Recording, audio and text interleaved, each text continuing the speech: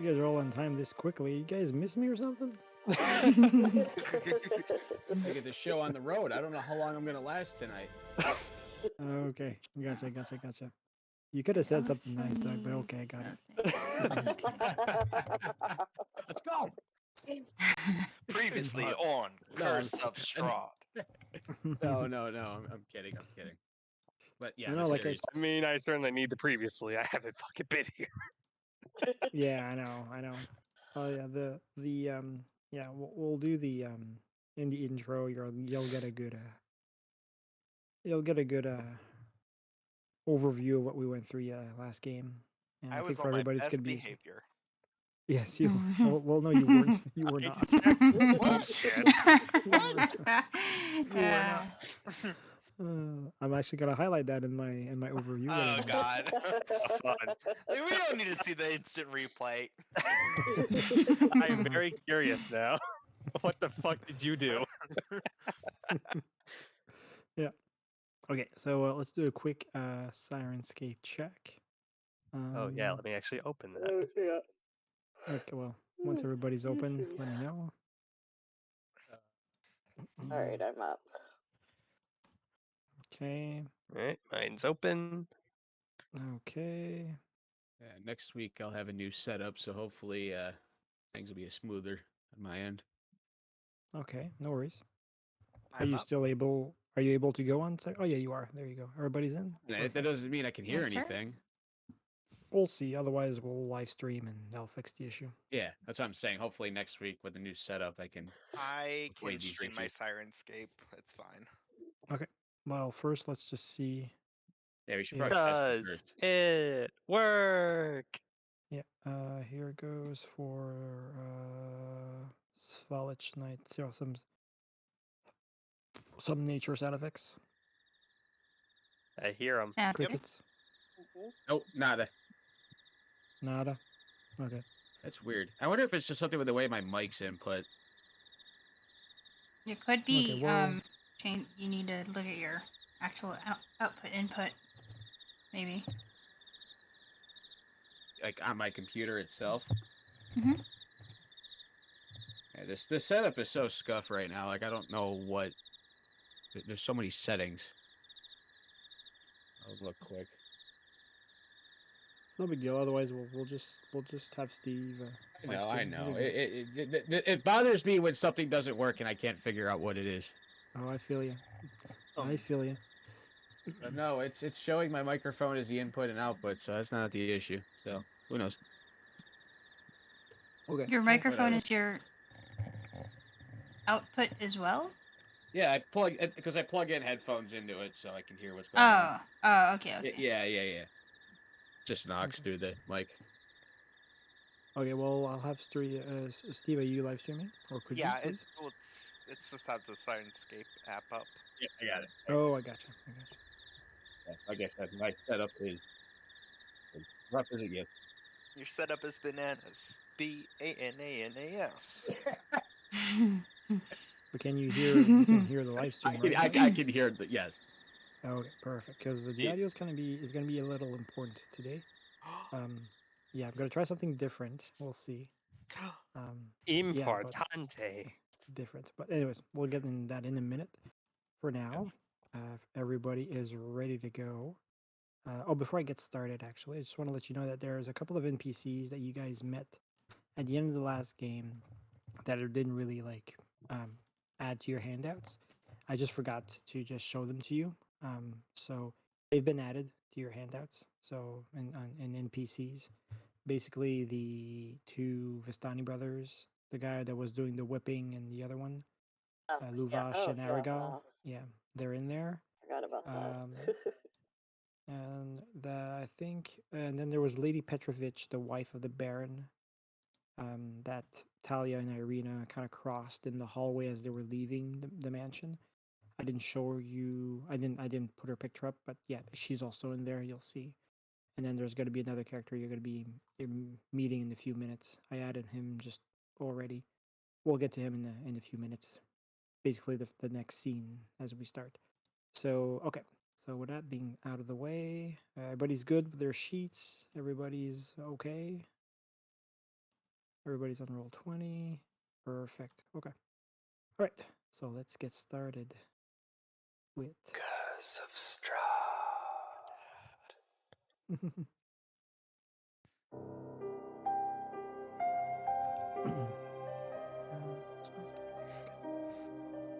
All right, we are at chapter 6, session 44. The Missing of Child of Vistana. Year 752 of the Barovian calendar, 12th day of the 9th moon, your 10th day in Barovia. You guys are currently on the outskirts, you're currently in the Vistani encampment to the south of the town of Vallaki. Talia waited inside the halls of the burgomaster's mansion for Irina. By the length of it, her audience with the Baron had turned into a lengthy caucus. Or perhaps it's the objecting demeanor of Vargas's enforcer Isaac, which has brought time to a crawl for the elf. Isaac, his axe always at the ready, appeared to crave the faintest of slights to justify hacking Talia down. Luckily, before too long, the meeting was over, and Irina and Talia left the burgomaster's mansion, crossing paths with the Baron's wife, Lydia Petrovich, on the way out.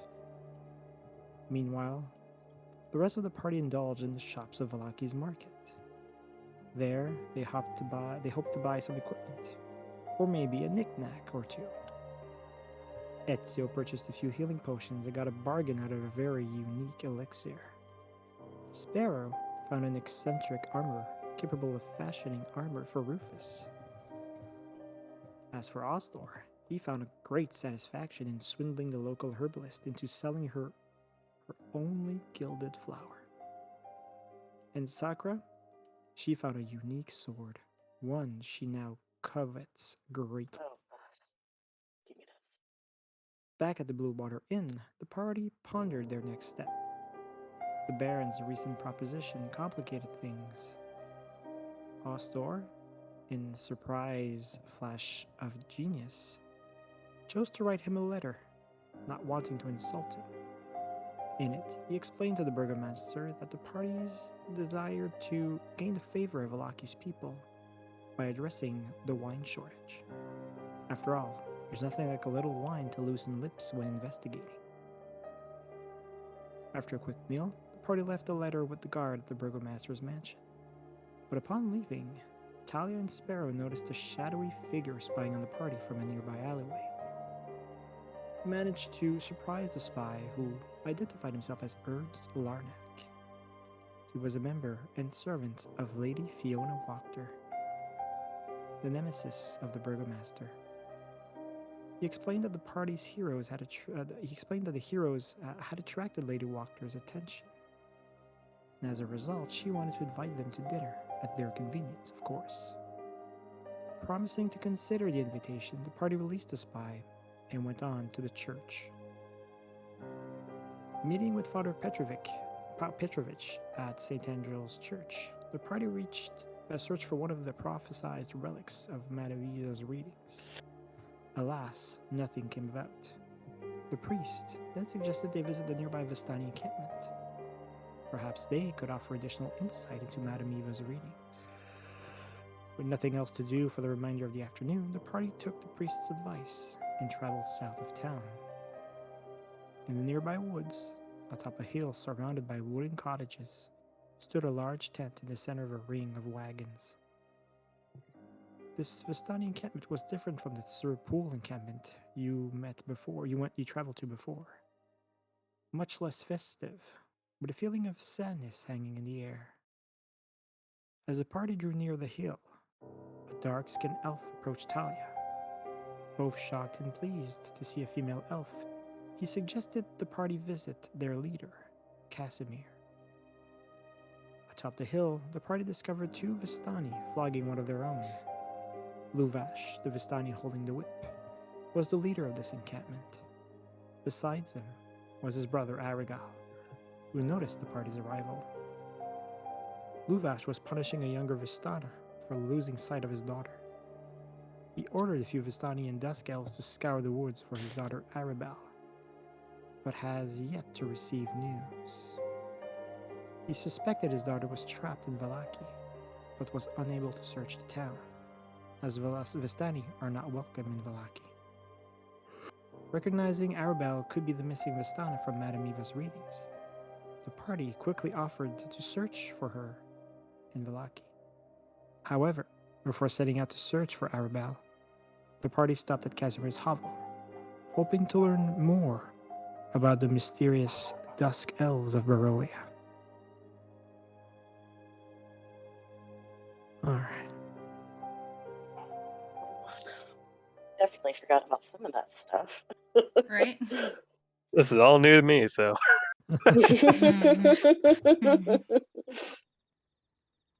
So right now you guys are basically in front. You're in the Vistani camp, just south of about half an hour's walk from Vallaki. And at the back of the hill was a like a hovel, a small little cottage that apparently belongs to the leader of the Dusk Elves, the few Dusk Elves that you've noticed at the base of the hill. You haven't seen Dusk Elves elsewhere in Barovia so far. Actually, you haven't seen any elves, period. So this is quite intriguing, to say the least. So basically, I'll read, before you get started, I'll read... wasn't the only other elf we've seen Rahadin?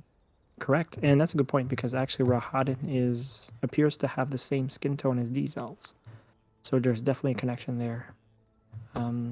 So, I mean, you've seen Dusk Elves, or they're not called Dusk Elves from where you come from, but they're Wood Elves from where you come from. But here they're called Dusk Elves, and you've seen them before in Faerun. But here in Barovia, it's the first time that you've noticed an actual encampment of a few of these people. They definitely all look very saddened. They don't seem like they're in any way happy, joyful. And there's definitely a huge feeling of... It's like the air around this encampment is very heavy and demoralizing. And so when you walked towards the hovel that was identified by the elf at the entrance, you notice that standing quietly in front of this house, bathed in warm light of its lanterns, there are three sullen, gray-cloaked figures. Their angular features and black, flowing hair hidden under their cowls. They notice you arriving, and as you approach, they suddenly stand up straight, holding putting their hands on the hilt of their weapons, and they ask you, "What's your business?"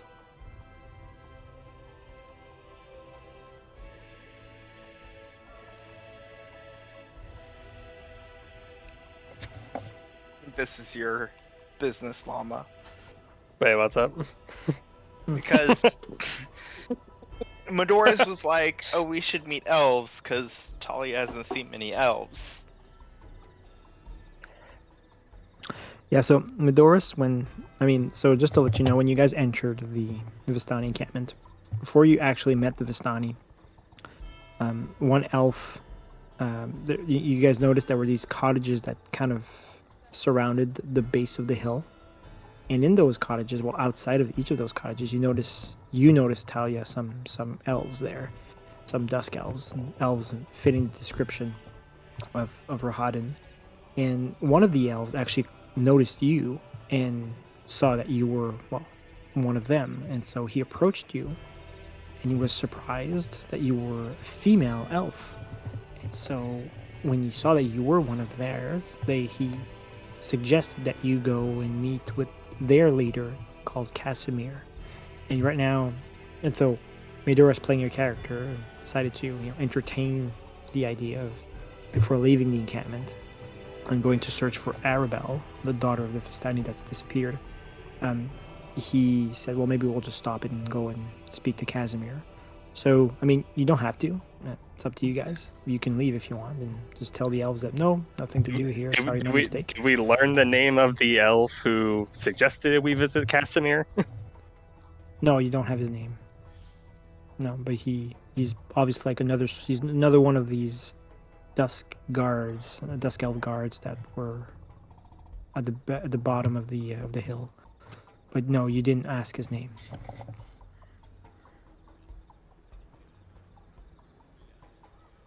So now you're in front of Casimir's hovels. It seems the two guards are just wondering what it is that you want. We met one of your camp back in a Vistani camp. He suggested we speak to Casimir. Correct. Believe he's your leader, from what he said. And so he says, yeah, and why would he be interested in talking to a bunch of outsiders?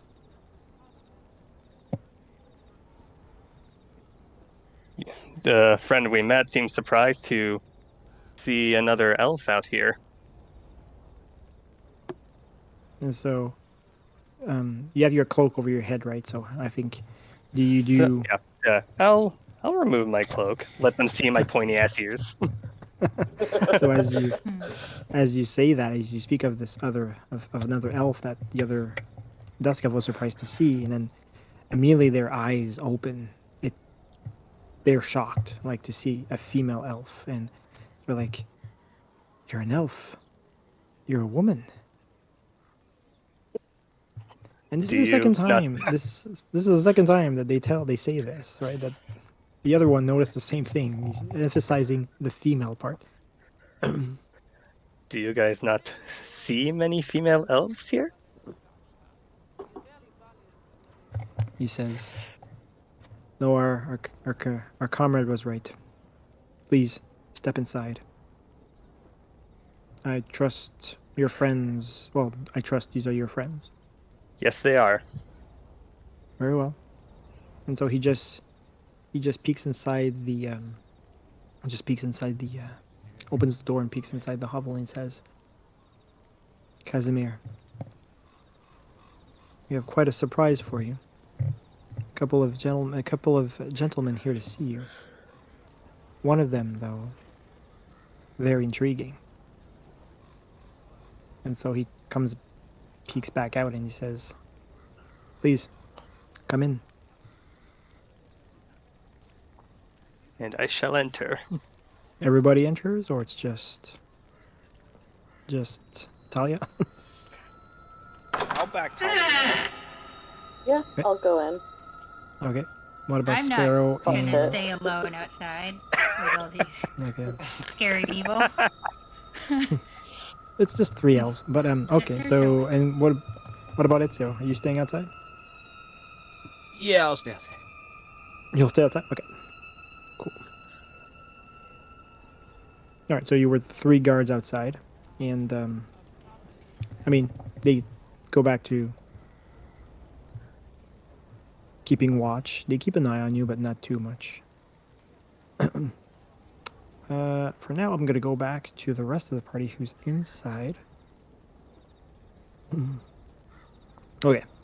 Hopefully this works well. We'll see. Okay. Also, actually, I should ask, is Irina with us, or is Irina back in Vallaki? So sorry, Arena was left at the church when you... Okay. Yeah.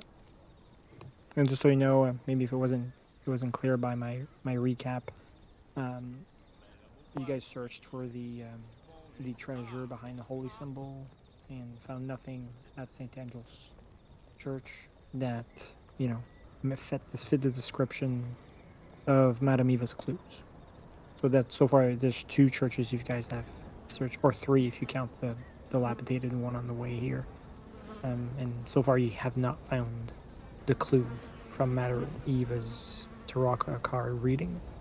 Only clue you've actually were able to match is the missing Vistani. That is apparently Luvash's daughter, the leader of the encampment here.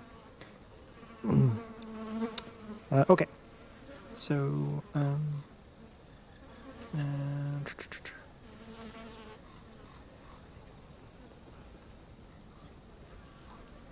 Okay, so if you guys go to your character, your NPC handouts, and Doug can as well, even though he's not inside, but you can go and look, and there's a character called Casimir, and you'll see what he looks like.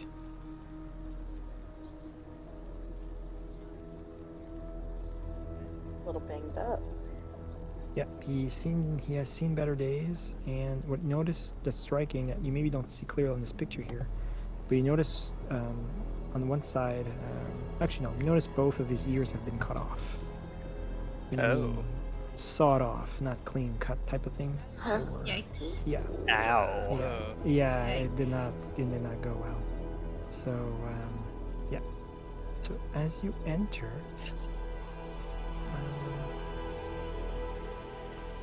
That's pleasant. seriously, eh? So as you enter the hovel, there's just basically a small, there's just basically a fireplace that provides a bit of lighting in here, and that's pretty much it. He's sitting at a table, and he was having just a bit of a loaf of bread and drinking what appears to be water. And as you enter, he was taking a sip, puts his cup on the table, and says, Welcome. And what, pray tell, can Casimir do for you fine folk?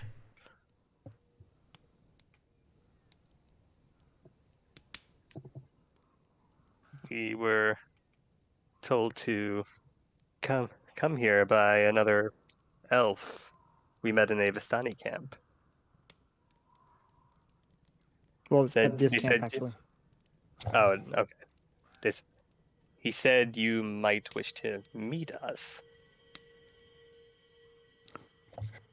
He takes a good look at you, Talia, and you can definitely notice that he's very intrigued by you. And Of course, the shy one is popular. What the fuck? well, in this case, it's because you're an elf, right? Yeah. Mhm. He gets right into it. He doesn't really get all caught up in the fact that you're an elf. But he starts talking about Strahd. Let me tell you about Strahd. He has taken away what was most enduring to me.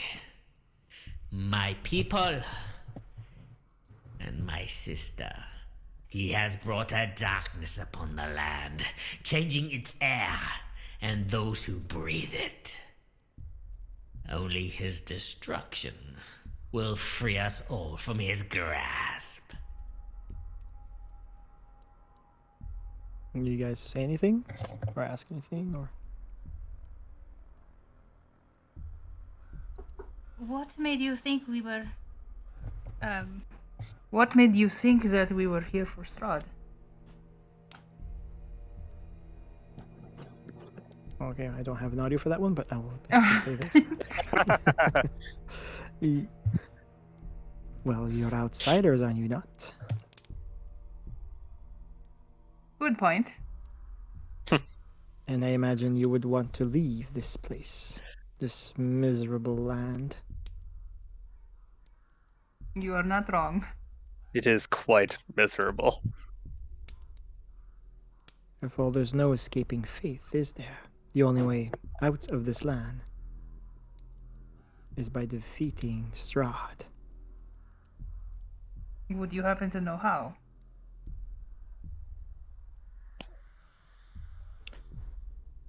Perhaps. But I need to know a bit more about your motivations before we talk about that. You already know Yep. of our motivations. Did I lose someone? For a while. Who did we lose? I don't know. Can you hear me? Sakura left Sorry. a little bit. Okay. Okay, Everyone all right? back? Everybody back? Yeah, Everybody sorry, my phone was being obnoxious. good? Gotcha. Okay. So sorry, you were saying, Sparrow? I thought you already knew our motivation. I know your goal, not your motivation. Is there a difference? Well, yeah, I guess you could say wine is my motivation. Are you curious what his motivation is? Sure, what is your motivation? I seek to return my long-dead sister Petrinia to life, even at the cost of my own life. And he also adds this. I failed my people and my sister, and now I must atone or be damned.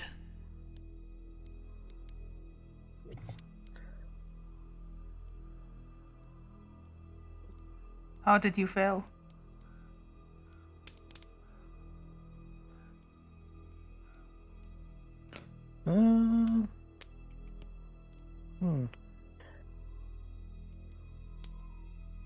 Maybe this would. Wiped out. Almost entirely here in Barovia. We are the meager few who remain. And all because I denied Strahd my sister's hand.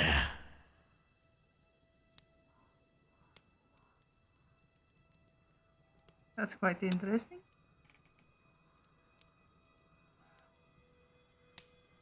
Maybe I could add this. Soon afterwards, he and his armies slaughtered all our females and left only a broken few of us alive for his pleasure. He torments me by sparing my life, but I will have my vengeance, as she has shown me. I look at Talia, all worried.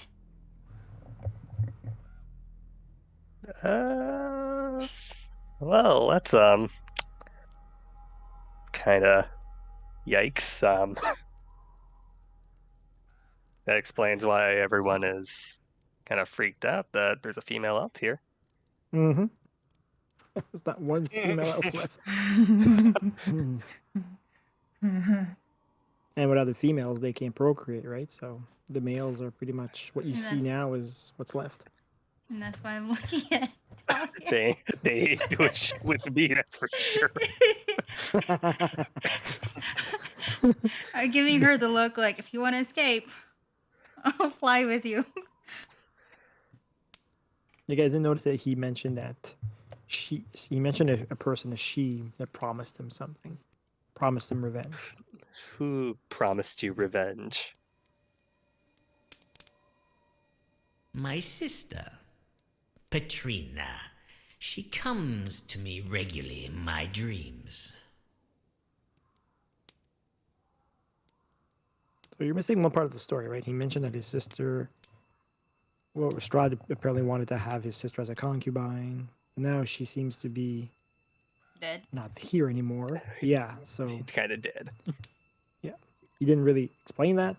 So that could be something you want to ask, or he's talking about dreams.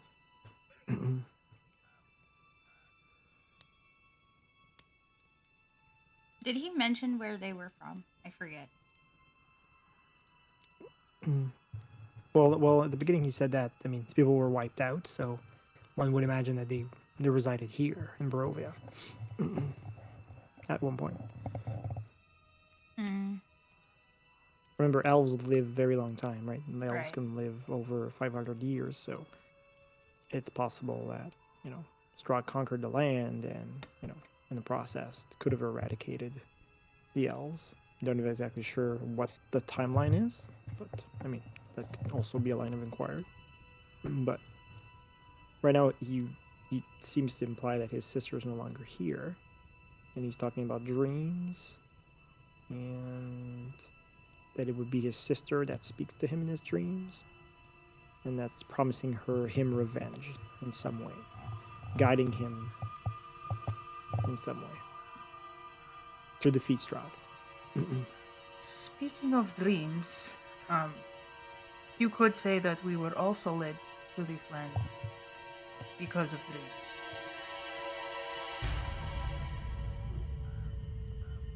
That does not make any sense. No. I suppose not. You want to clarify, or? All I remember is that I actually don't remember much, but what did we had a woman in it, right? Telling us to go somewhere, or there was like a picture of a woman, and we went to that. That's why it was a tavern, or how did that go? Yep. And it was a dream shared by all of us, right? Right. You guys all had Yeah. the same dream, and there was the same woman in the dream, and she Mhm. happened to be the ruler of Daggerford, which was a town Right. in your homeworld. And what appears to be the relevance to you coming here is because it's what draw you all here. And after that, the whole sequence of events after you meeting in Daggerford all led you to traveling to Barovia together. So it's odd that you guys were all drawn together at the same place, and then shortly after you travel with some Vistani, and that were waiting for you, mind you, right? The Vistani apparently Yeah. were waiting specifically for you, and that's why they were outside of Daggerford waiting. And when you guys went to deal with the Vistani, then they basically were asked by the Lady of Daggerford to kind of kindly push the Make 'em Vistani go away, away. make Right. them leave. But when you guys met with them, they basically, oh, that's fine. Yeah, we're ready to leave because you guys are here now. And you guys didn't even know these people. And so they said that they were supposed to wait for you and accompany you to their land in order to save it. And that's how you guys accepted. And when you traveled with them, you got separated. And when you were able to cross the thick layer of mist, you were in a place you basically did not recognize anymore. You ended up on the Svalage Road to the east of the village of Barovia. And that's basically how you guys came to Ravenloft. And you've been stuck here since. So it definitely feels like the dream has brought you together, but after that, you've all been part of a sequence of events that seem to have been somehow controlled, maybe manipulated, or I mean, it could be destiny, but it's definitely out of you guys just basically did not expect it to happen. Yeah. Right. Okay. And then you've got Ezio. Ezio came to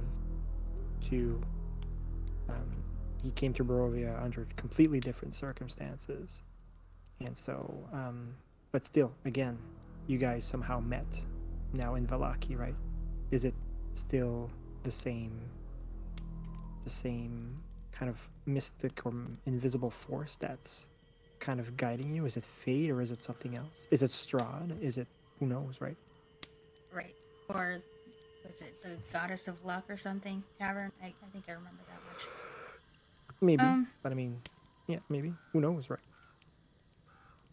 So is that basically what you explained to Casimir, or? Pretty much. Okay. So he says that's interesting, but he says his dreams are a little different.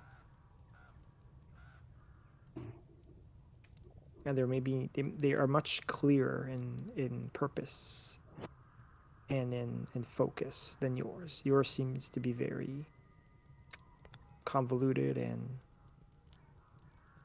unclear, vague, right? Because your dreams just got you here and without knowing what to do next. You've kind of pretty much tried to figure things out as you went along. He seems to say that his dreams are guided, or more like a guide. So here he puts it this way. Oh, sorry. Quite a I guide. know it sounds Oh, sorry. strange to you outsiders, Sorry. but we are brethren, family. She has many times shown me the Amber Temple and spoken to me about ways to destroy Strahd. Well, we did receive a kind of guide as well. Maybe not as clear as we would hope, but the Vistani, Madam Waterface, Madam Eva. Eva. Madam Eva What's showed us some tarot cards telling us how to, or somehow guide us to his demise. But they did tell us of the Ember Temple and among other things as well. So we both have the same goal. Oh, he's intrigued that you've mentioned the Amber Temple. So he asks you, what do you know about the Amber Temple?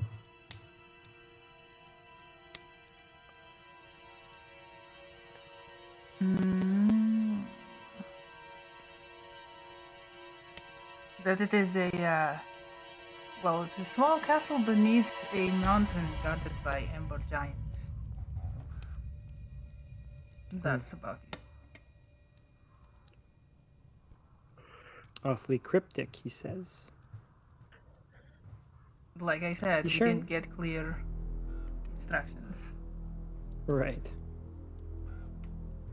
So he provides this clue about the Ember Temple.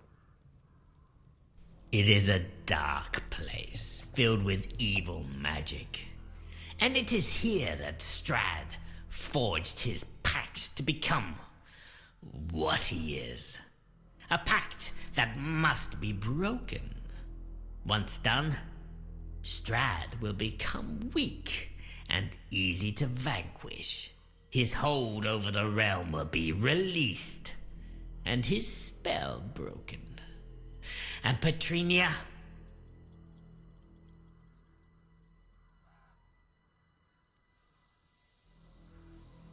she could be flesh and blood once more. This is obviously why she is talking to me, showing me the Amber Temple and Castle Ravenloft, where Strahd has taken her lifeless shell, hiding Okay. What? His voice kind of just faded out at the end there. It did, that's weird, I don't know why. I'll play that again. She could be flesh and blood once more. This is obviously why she is talking to me, showing me the Amber Temple and Castle Ravenloft, where Strahd has taken her lifeless shell, hiding it from me, preventing me from giving her her resting place that she deserves. Okay, so now it's pretty clear that she's dead. Are you gearing Unclear up to quest to the Ember Temple?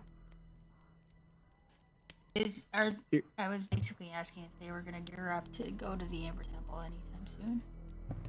You're asking him or you're asking the party? Yes, him. Him. Well, he says, Possibly yes, but possibly no. But why not? I've tried already. And a few times, actually. And every time has been more problematic than the last. There's evil that sleeps there. The darkest kind. Far beyond my meager capabilities.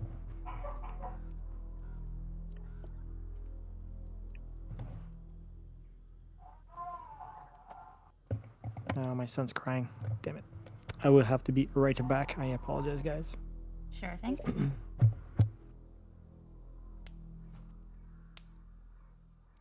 I was hoping we could team up with them. What if they're not going back? Then I mean, he did say 50-50. Yeah, squat up, what? Right. I wonder what they're missing then. Why they can't win. So, before we get too distracted, we're all in favor of the Vistani kid? The what? What do you mean, finding it? Yeah, that's a priority, right? Right, because Yeah. it was the... Wait. What was the story about that? Oh, the Vistani's daughter got missing. Right. Yeah. I mean, it's one of the many things that we have to do. One of the many things.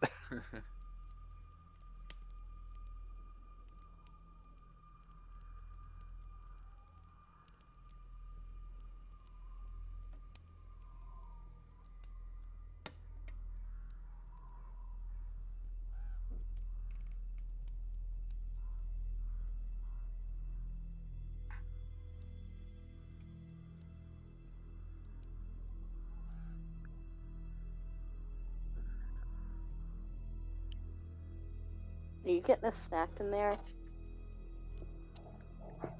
No. Who be snacking? Interesting. Someone's getting a snack and lying about it. No, I'm not. Well, then what are you doing? I'm gonna prepare ice cream for tomorrow. Oh, okay.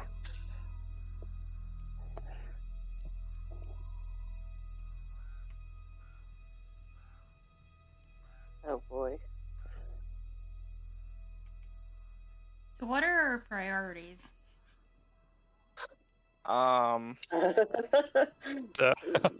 So I wasn't here to the last find out. session, but it sounds like we're going after the missing child. The missing Vistani kid, Yeah. the winery. Yeah. Y'all And then already know whatever- what You Sparrow's already know all about the what Sparrow's winery. priority is. Alright, She's been trying so to go far. there since like 3-4 sessions ago. She's been trying to go there since she learned of the winery. What do you mean? Exactly. All right. Sorry, I'm back. Go So I ahead. guess you Welcome guys back. talked about No the worries. Amber Temple bit. Priorities. Oh, priorities. Okay.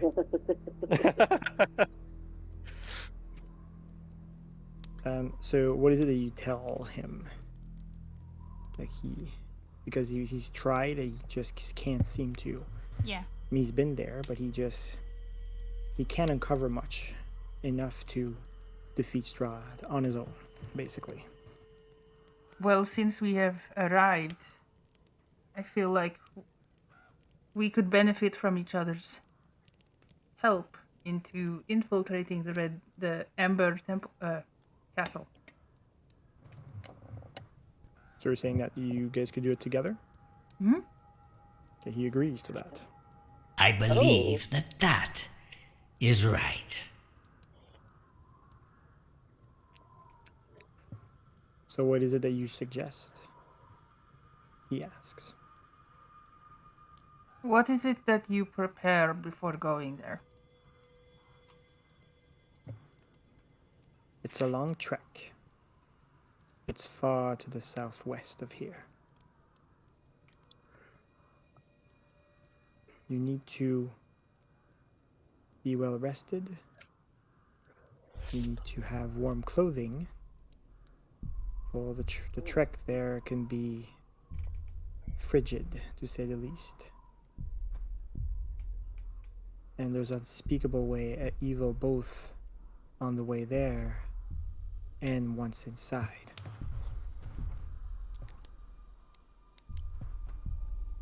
How cold is it?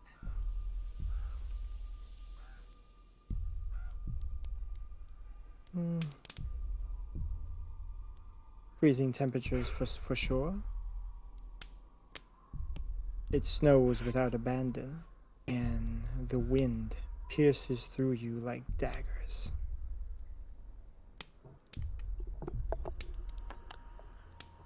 So I guess we need another trip to the tailor. You'll definitely need some warmer clothing, that it seems to be clear. And So- Sparrow's gonna need more wine for that trip. So he's curious. He's like, so you would want to travel there soon, I presume. As soon as we're ready. Yeah. There's some urgent task. Yes, Take care urgent of tasks. first. Absolutely. One of which is very important. Finding the child, right? Not quite. Not quite. What child? Okay, so not now is basically what you're telling him. Yes. Pretty much. Okay. Okay. Eventually. I mean, I'm pretty sure we're also underleveled for that. Most likely. Who knows? Probably. Like everything else in this campaign, we're underleveled. My God. They're so dramatic, Paul. The metagaming. The metagaming. It's down southwest. It's freaking cold. Obviously, we're under level. It's called Amber Temple, for Christ's sake. It's got to be like the final dungeon. Amber is, near the top of the colors, only behind like red, so clearly. Amber is the color of your energy. Okay, I probably won't be spoiling much by saying this, but you guys have already been to the final dungeon. Once already. Which is right He's the like, house. I knew it. Exactly. I knew it. It's that house. I mean, No, I think you guys but can we were know. safe. You probably know. Yes, you were safe. But yeah. Anyways, so okay, so you tell him not now, but he tells you this though. He says, "Take the time you need. It's not like I'm going anywhere soon. But remember the secrets that lie there. You need to uncover them if you ever hope to defeat Strahd Vanzarevich." Do you have a list you can give us so that we can gather for preparation purposes? Something that will make us ready for sure. Like certain weapons or clothing or food or I wine. I know nothing about the evil that lurks there, what type and how to deal with it. I'd say prepare for the worst, whether it's undead, constructs, monstrosities, fiends, who knows what lies in the depths of that place. What have we brought so far? That way we don't bring the same stuff. I brought some warm clothing, my bow, and a silver short sword. Other than that, I was accompanied by 20 well-armed, well-capable mercenaries, well-perched. The short Either sword on the didn't way. work? Silver short sword? Didn't really have the chance to use it. I fled. We should probably bring silver anyways with all the shit we've seen in this place. Mm-hmm. Sagra's like, we're getting that sword. That's what we're gonna do. The flaming sword. I want the sword. I want the sword. Speaking of weapons, do you have like money we can borrow or earn to help mean with from him? purchasing? Yeah. Purchasing preparation. I know.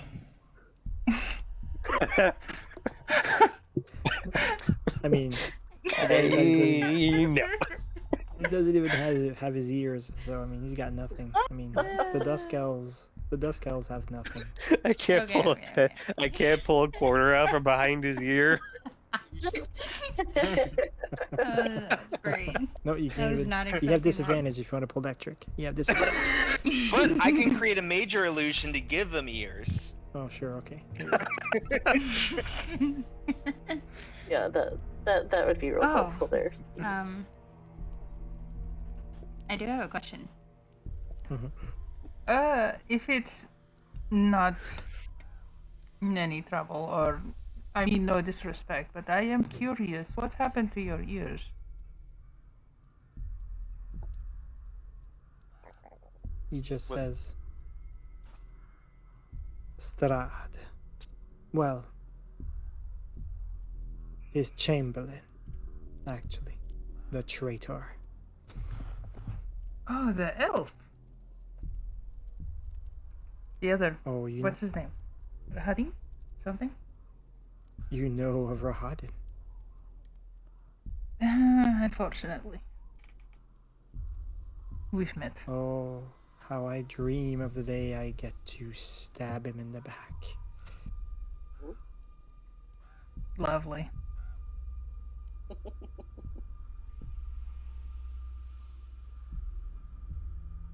So, seems like there's a story there for sure. But yeah, probably Rahadin would have been the one who did cut off his ears. Yeah, that sucks.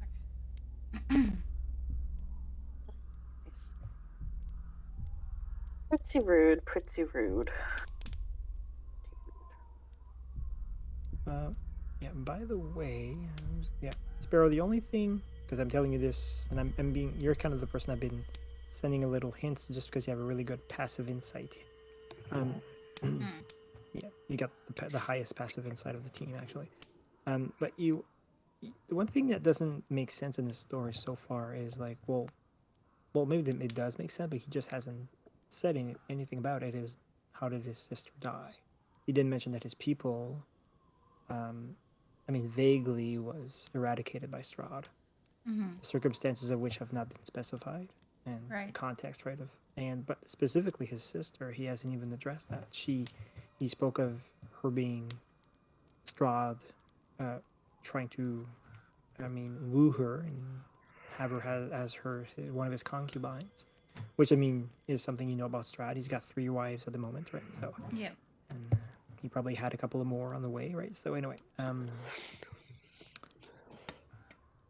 but he doesn't explain why she died, if she was, desired by Strahd. I think I remember him saying something like, Strahd has her lifeless body. If she did resist, that kind of makes sense. Why? So you think that's because she resisted Strahd's advances? Is that okay? Okay, maybe, yeah. But just so you know, he hasn't said that. Right. So I'm just saying, I'm just throwing on that there. You don't have to ask him. I'm just letting you know the whole thing about his story that hasn't been discussed is that. He's also been very vague about the whole eradication of his people thing. Like, is there a reason why Strahd did it? Maybe there is, maybe there isn't. He seems to be emphasizing that Strahd's a really bad dude. It's not hard to believe. You guys, what you hear about Strahd, right? Lovely guy. But anyways, yeah. So that's pretty much it. So it's clear that you guys are not ready to leave with him now. But like you said, his offer stands, and he's still gonna stay here. So. I look to the rest of the party. Like, do we have anything else here? Just by looking at them. I don't see anything else.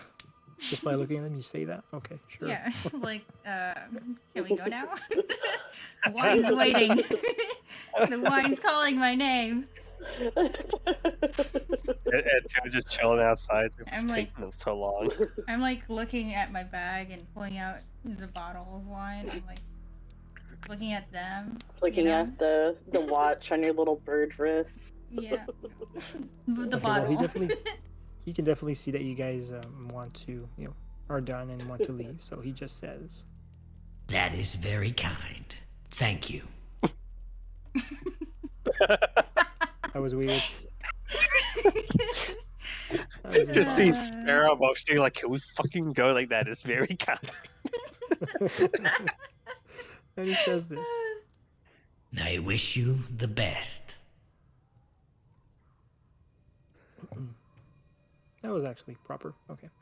Yeah, this is a hit or a miss. I don't know. I might not do it next time. Okay. If I ever run this again. Yeah, okay. So you guys leave the hovel? Mm-hmm. Look, outside. Well, I tell him we'll see you soon enough. And bye. Human hell. Okay, well then, I reiterate. You have my blessings. Thank you. Oh, that's nice of him. Okay, cool. Alright, you guys are back outside. So Ezio party comes out about after maybe a 5-7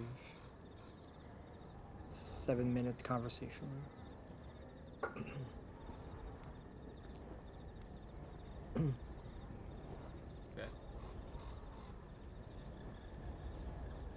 So what do you guys do now? What's the next step? I gather Street. everyone around. And I say, we need to go get that Bastani kid before Oh we yeah, lose before it gets our lead. killed or whatever. Yeah. I glare at him. I glare at Osthor for saying that. Oh, look. Well, here's the Sparrow, thing. the winery isn't going anywhere. The child is. We were not planning to go to the winery until tomorrow, so we still have time to look for this kid. Sparrow, tomorrow you can get fucking wasted. Right now, there's a child out there we gotta find. Maybe the Fine. child All right. has All some right. Do you have any leads? What are our leads? Well, that they're most likely in in Vallaki. Right, the orphanage. I remember. We have some connections there. What we can do is we can do a wellness check on that freak kid.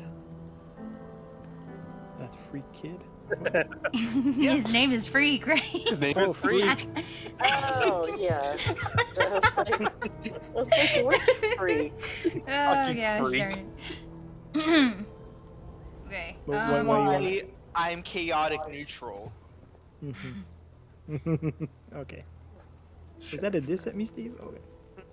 Oh, No, obviously, you made a good call. But yeah, so I was gonna have you guys roll intelligence, but I mean, Steve kind of alluded to it. So yeah, Luvash, when he spoke about his daughter last game, so which is basically about 10 minutes ago in game, he mentioned that his daughter frequently she snuck into Vallaki, because obviously Vistani are not allowed in Vallaki, but she sneaks in sometimes, and she goes and plays with the children at the local orphanage in town. And she's also very fascinated by Vallaki culture and by their eccentric festivals, and so that's why she goes there sometimes. And actually, the reason he thinks that she disappeared after probably one of her outings into Vallaki, so that's why he suspects that she is actually still in town. And he gave you I don't remember who he gave it to, but he gave one of you a necklace that belonged to her mother, that if you show this to her, she'll know to trust you. Right, you guys? Not saying you guys aren't trustworthy, but I mean, look at you guys. I do not know We are who pretty received close. that. I think it was Sakura. I don't think. Sure. Okay. I will put that in my Nope, inventory. nobody's got that on their sheet anywhere.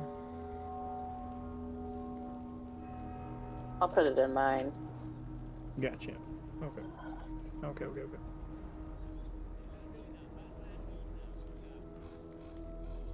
All right. So with that being said, you guys will now head back to Vallaki, correct? How Mhm. far is Vallaki? Half an hour. We have to be careful because the guards will ask us where we've been. Very smart. I'm gonna fly. My son's still. Yeah, where are we crying. Where do we want to tell the guards that we've been? What do we want to tell them? Well, I'll let our you guys have reason that conversation. was, I'll be right back. We could- Sorry. if I remember right, our reason was just to look around the grounds for wolves, I guess, or something.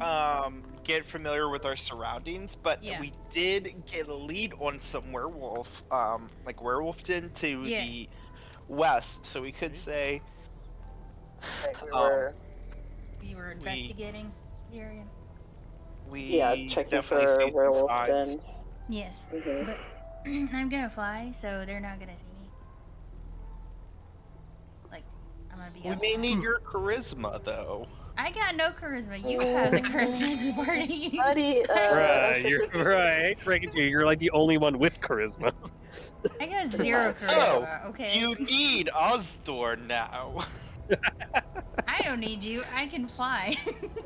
Just fly into the city. Yep. I'm just gonna go way up high. They won't be watching the skies. No, they won't. Yep, they won't. So I'm gonna go ahead, go to the orphanage as fast as I can, dashing my way. Works. That way I can get a head start finding the kid. So that's my plan. Cool. I'll just using my feet like a chump.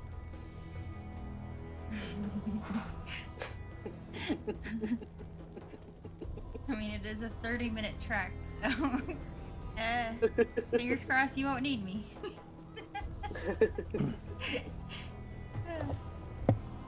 Okay. Sorry about that. So you guys had to discuss how to deal with the guards.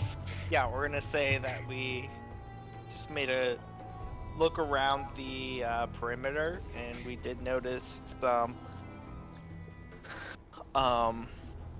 residue of werewolves off to the, I believe, west of Vallaki. And I'm gonna And- fly over the city. We're just gonna say we returned after that. Yay. So I'm gonna bypass all that. Just gonna fly. Okay. You're gonna have to do me a stealth check, unless you wanna. Don't mind the guards seeing you do that. Sure. I'll stealth check. Yep. You're I'm gonna a miss. stealthy bird. It's gonna polymorph into a B-52 stealth bomber, go undetected. Let me see. And Let me drop double what? check some things though. Rufus? No. Never. Kamikaze my way, I guess. Tactical nuke! Oh my god, we could polymorph Rufus. I could have another pet. No, No. leave Rufus alone. I don't You guys had remember a if I have mage, something could- that'll let me have like advantage with dex stuff. Do you remember that? No. There's magical items that give you bonuses, like advantage on stealth checks in certain conditions, Yeah. but I don't think, no, you don't have those items. Oh. Actually, Okey-doke. question: do we still have our boons, or are those gone now? It's gone. I took it Okay. off. Oh, The you character should did? not have any bonuses. I did. No. It was 24 hours. Oh, Sorry. I like them. So our weapons aren't magical anymore. Nope. Okie doke. Goodbye, sad. magical rapier. Now you're just a normal rapier. Rapier, tapier. Rapier? I hardly know her. Okay. Stealth. Right, stealth. Yeah, roll a dexterity stealth check, please. I hope she rolls a mean- 1 and just falls out of the sky. Well, no, That's gonna not be- stealth though. That's not the stealth. Dives into a guard. That would be like acrobatics, which Astor is not very good at. Okay. Oh snap! Okay. They So you don't. could not hear you- me. So you're very quiet, but at the same time as well. I mean, you fly high enough to use the mist to conceal yourself as best you can. Don't seem to attract the attention of any of the guards in the 2 guard towers at the entrance. They were armed with crossbows, so just in case, you know, they could have maybe thought that somebody was infiltrating the city. So, but you somehow, well, I mean, although you're quite happy that you were able to basically easily stealth and skip all this, right? Issue with the guards at the entrance, but it kind of leaves a little feeling of unease, which you knowing that it could be this easy to sneak into Vallaki. Yeah, that's yep, that's really, yep, creepy. I mean, not everybody flies, but I mean, you know things that can climb and like are very, very stealthy as well, right? That, you know, suck blood and stuff like that. Anyway. Oh yeah, absolutely. I'm gonna tell the party about my experience when I get to see them. But I'm gonna go straight to the My orphanage. experience of being a stealthy bird has changed me. Well, you don't know where the orphanage is. Oh, It's I still the don't? afternoon. No, you don't. Well, you guys have never been there. Oh, but do I know the general direction of it? No, you don't. I guess We'll I'm have gonna to- go to you'll the have to- church then. To the church? Okay. Did you Yeah, guys 'cause- give yourself a rendezvous point or no? Well, since I don't know the orphanage, which was my original destination, I'm gonna tell them that I'm gonna go to the church. Okay, so you're all gonna meet up at the church. Okay. Alright. 'Cause- So I'll move to the rest of the party that's at the gate though, because obviously they don't fly, so they can't do all that Obviously. that hack stuff. Cheater. Okay. There's definitely a powerful advantage to flight in this game. Okay, so for the normal rest of you, right? Usual heroes, mundane people. You walk towards the gate and notice the guards there. Guards recognize you, obviously.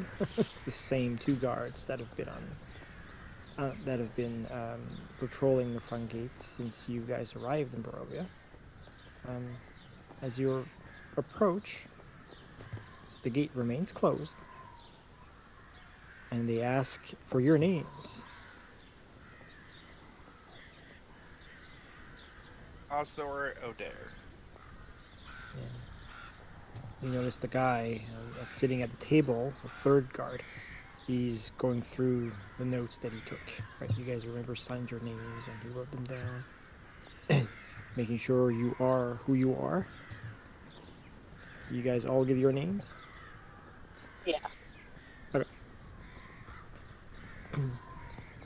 And he says, "That was a quick hike. Saw something on the road that scared you shitless." Werewolf tracks. Shit, you're serious?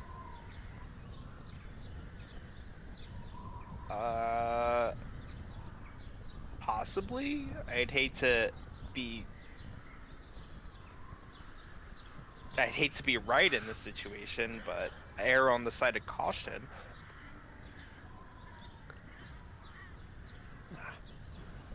Means the hunters were right. Oh, by the way, roll me a. Well, it's a little late now, but I guess roll me a Deception. charisma deception check. Yeah, charisma deception. But I'll give you advantage because you're using some well-known gossip to back this up. Oh, nice. There you go. Oh yeah. Yeah, you're the king of bullshit in the last 2 games. Let me tell you. Oh, okay. Oh, Llama, you missed it. I got rid of the direwolf tail. I traded it and I told the potion lady that it would be an aphrodisiac, Of course you fucking did. and then proceeded to roll over 20. So there's probably some schmuck, some poor fool, that's gonna pay like 100 gold pieces to buy this freaking potion. It gets him quite in the mood now, doesn't it? He's gonna have to. I was like, let's just have the werewolf outbreak happen in town because Osthor told somebody to brew the direwolf tail. You know, I can just imagine the guy who just wants to get it on with his wife and he just can't get a hard on, and he's drinking this thing that's like has this wolf hair that's from the, you know, the hair of the tail of a disgusting, gross direwolf. Anyways, poor guy. It's gonna do absolutely nothing for him. Absolutely nothing. The best is Hey, hopefully he gets a sometimes placebo effect. Placebo Yeah, works, yeah. maybe. Yeah. Hopefully. Poor guy. People that, I mean, Alistair ends up giving stuff to people that they have to consume. It's just bad for their health. Like, first it was a tentacle. Fucking crawling tentacle. Yeah. I feel like these Then- incidents are independent of each other, but I recognize the pattern. Yeah, there's definitely a pattern. After 3, there's definitely a trend here, so I'm waiting for the third one to happen. I'm like, yep, I think it's confirmed. Yeah, I'm gonna there- think in about Death what he House- can give this. What? In Death House, I took something and I don't know if I threw it at an enemy. I feel like I took some kind of tentacle and I threw it at an enemy, or I maybe threw it in the well of Barovia to see if it would dissolve. Maybe. Or were you playing violin at Elizabeth? at Elizabeth? Yeah, and that drove her mad. But yeah, it's pretty much. I don't remember. Anyway, maybe. I don't think we have a tape on that one, so I don't remember. But anyways, he completely believes you, and therefore opens the gate to town. That's a squeaky one. I keep forgetting how squeaky it is. Okay. Squeaky. Yeah. Okay. So you guys step into town. No questions asked. He believes your story and he allows you forward. So you guys meet up with Sparrow at the church, I imagine. Is that it? Yeah, is To the the church the same as the orphanage? No. No. Okay. We don't know need where to go the to orphanage is. That's why I went to the church, because we dropped the kids over there. Right? Okay, yeah, we can meet her there. Okay. So about 5 minutes of walking in town, and you guys eventually reach the church. You notice Sparrow waiting outside. What do you guys do to find the orphanage? Ask the priest. Oh, you go inside and ask a priest? Okay. So you go inside the church.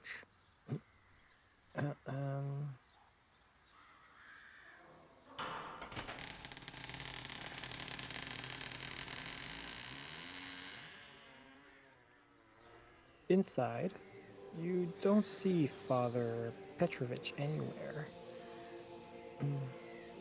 And you don't see Yeska either. There's a couple of people, a couple of villagers here, maybe 3. It's late in the afternoon, just before dinner. Well, no, it's not that late actually. What time is it now?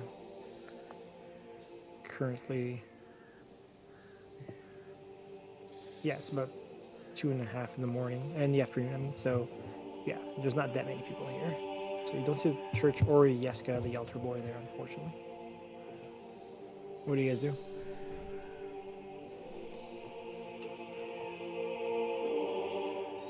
Are the kids there? No, Is Irina here? she's not in the main hall, so she's probably in one of the adjacent room that you guys stayed in, maybe. Hopefully, if not, she's not in the church. Well, then I'm gonna go check the room. Okay. You go check the room. While you do that, does the rest of the party do anything else? I wait. Is there? You said that there are other church people around. Yeah, there's about 3 villagers here praying. Oh, just villagers, not like church No, folks. no, Okay. no.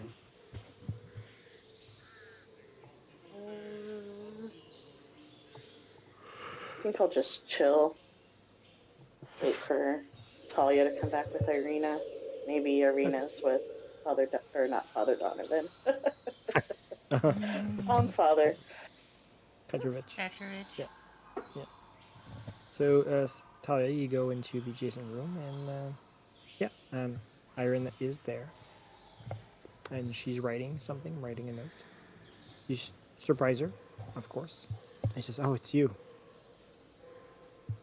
Her rapier wasn't too far, but she calms down as she recognizes you, obviously, and she asks, "Is everything okay?" Yeah, we just got back into Vallaki trying to find the orphanage. The orphanage. Why do you need to go to the orphanage? I want to make sure the door's closed just so nobody can hear us.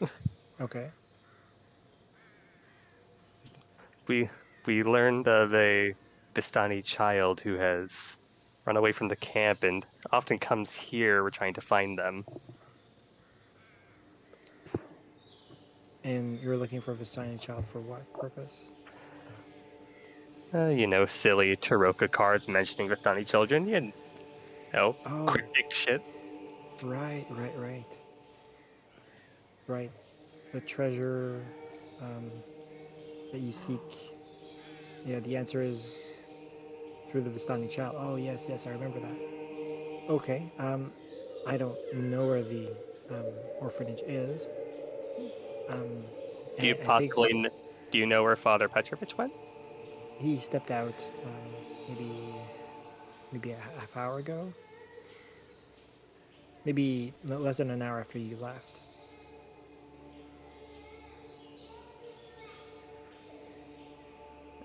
Okay, so it sounds like we're wandering the town. Oh, but wait. There's that. There's the gravedigger child. There's a young boy. He comes to the church. He digs the graves and back in the cemetery. He apparently, from what I heard, he actually lives at the orphanage. So maybe he could tell you. This kid's coming for my gig. He's Alright. what? Sorry. He's coming for my gig. There's only one grave digger, and that's Osthor. Eldritch Blast! Chill. But I could show this kid how to get a patron, and he can cast Eldritch What? Blast dig holes Don't as well. no. No, that's I can show you the way. Give your soul to a demon. no. Oh, well, no. No. All right. So she says maybe he's still out back. I saw him going into the cemetery with a shovel maybe 15 minutes ago. Alright, we'll go ask him. Thanks, Irina. And Talia gives her a quick kiss on the cheek and then exits the room. Okay. Says you weren't coming here to check up on me, were you? Making sure I stay here. Oh, snap. Busted. Put her in her place. I mean, you're welcome to come with us too if you want. No, it's fine. I'm writing a letter to my brother. I was thinking of maybe having a local messenger bring some news to him. But I mean, he didn't know I made it here live, so it's fine. I mean, I'll be here. I won't go anywhere without your permission. And she smiles. Oh, snap. Oh, don't worry, I'll be back. I wink at her. Okay. Whoa.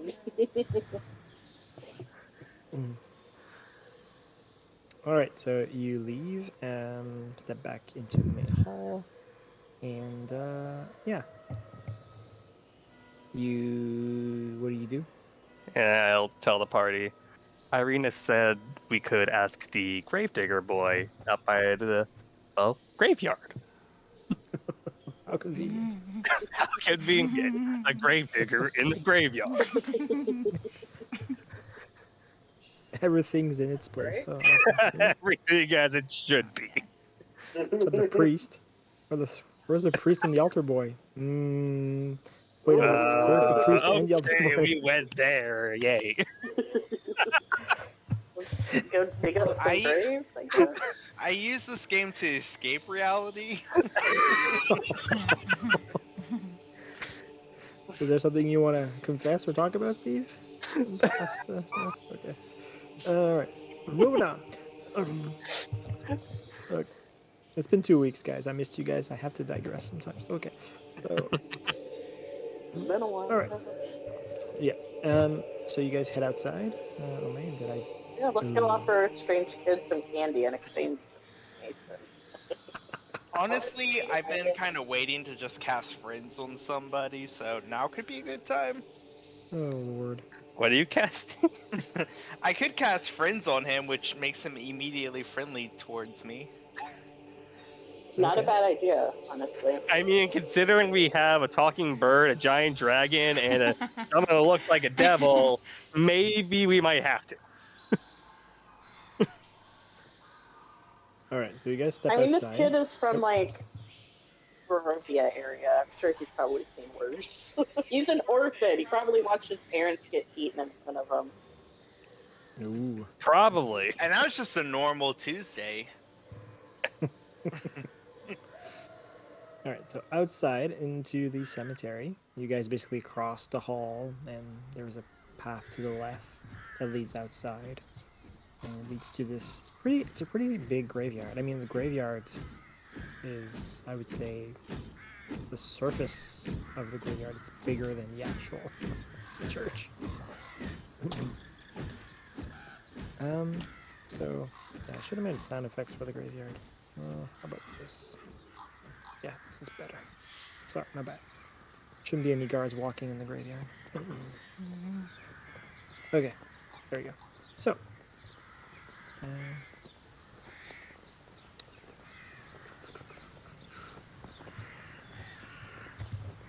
what do you guys do in the graveyard? You don't notice? I mean, it's a pretty big graveyard. Where is the child? Oh, did we meet up with Sparrow?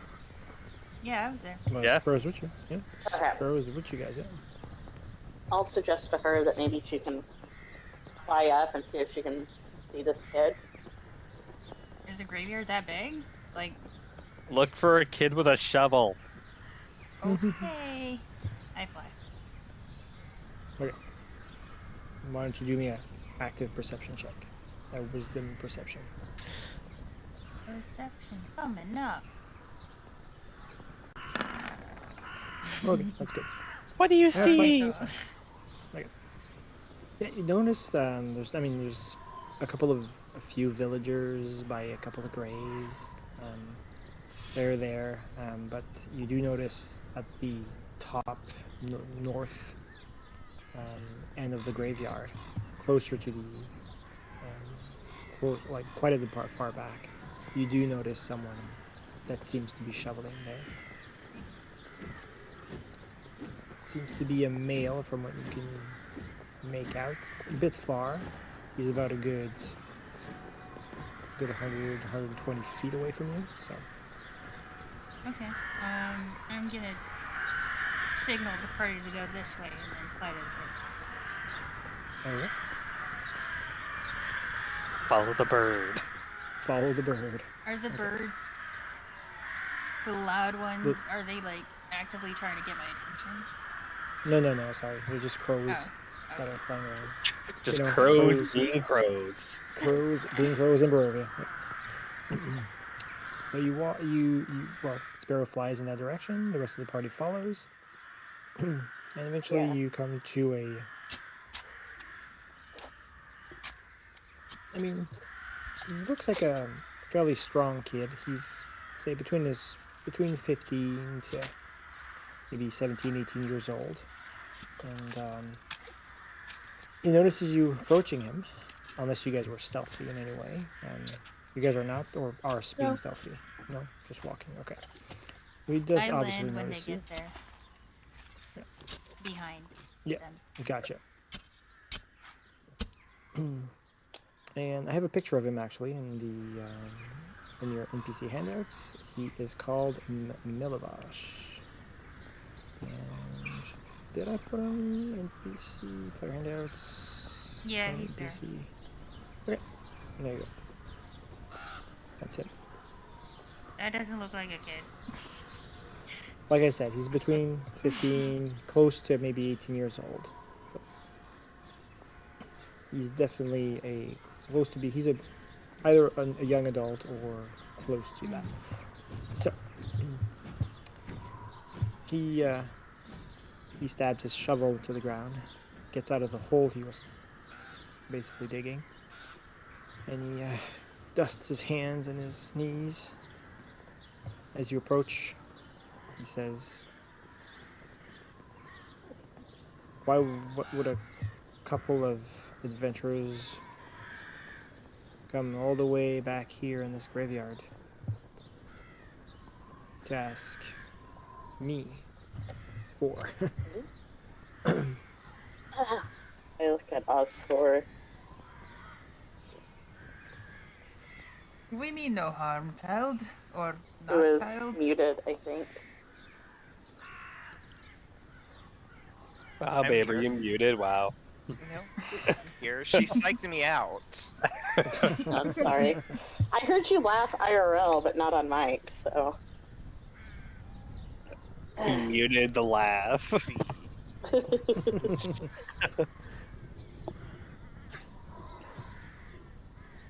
You said We just something want to about ask where the friends, orphanage is. Sorry. Let me make sure it's the right game here. Do you ask him about the orphanage, Sparrow? Mm-hmm. Well, he says, "Oh, why do you care about the orphanage?" We came with a child named Freak, and we gave him to Father Petrovich to take to the orphanage. We just want to know who he is. I'll chime in and say that there's something we have to give him that belongs to him. And I wink at Sakura Why are you winking at me? because you have the pendant. That's Oh, yeah. Okay. Okay. So you give the pendant, you show the pendant to Milivash? Mm-hmm. Okay. Oh, what? Why would it? You know what that looks like. Well, no, we're just implying that we need to give it to him. Oh, okay. He says, well, I mean, looking at you all now, I think you'd scare the children. I mean, there's not just Freak there. There's other kids. I don't think the headmistress would be comfortable in having you guys going into the orphanage, to be honest. And I mean no disrespect when saying this, but What? I point at Ezio and I was like, well, what about him? He's, pretty normal looking. I also point to Talia. Somewhat normal as well. We just all step out of the way and point at him. the one normal looking dude. Even Talia does it. Yeah. Even Talia does it. Okay. The most normal of us. Like, you don't got the pointy ears. Well, I mean, he still has this really big sword on his back, and Still human, so sure, kids, I guess. kids would probably think that's cool. What, I walk What away for about 2 minutes and Irina? everyone starts talking about me? Yeah. The kid doesn't You know seem about to be. Irina, right? Irina is busy with something. Oh, we're just telling him.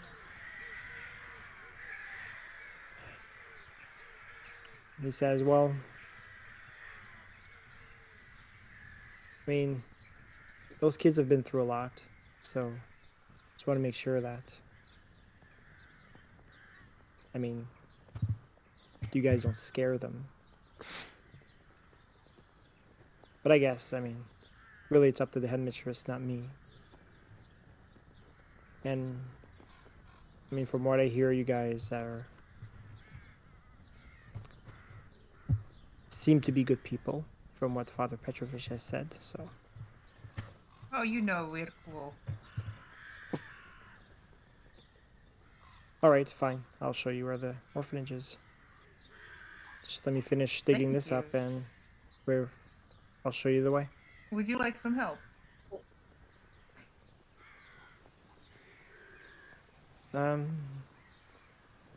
Sure, if you don't mind. All right, I'll start do your thing.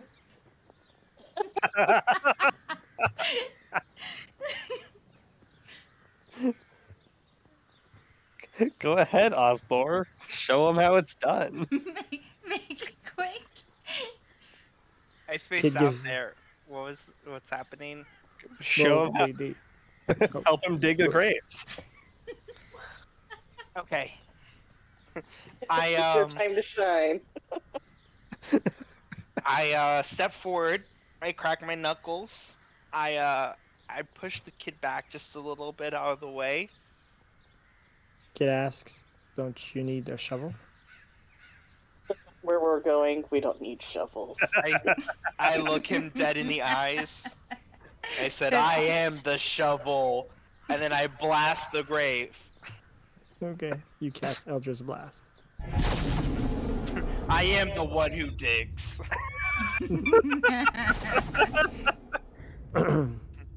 So you blast two blasts of force energy spring from your hands and hit the earth, and I mean it sends a cloud of dust and dirt up in the air.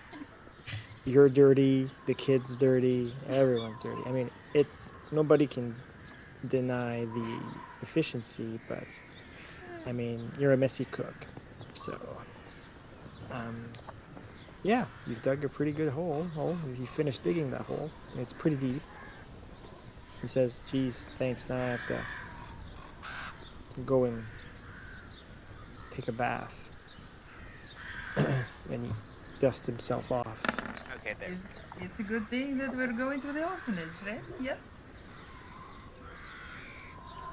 He says, "I still had two other graves to dig, but." Oh, we can dig those too. Osthor take care of that real quick. Oh, I could give him a head start and I can shoot a missile at each spot. So what, you want to do a few more Eldritch Blasts for two more graves? Is that it? Why not? Okay.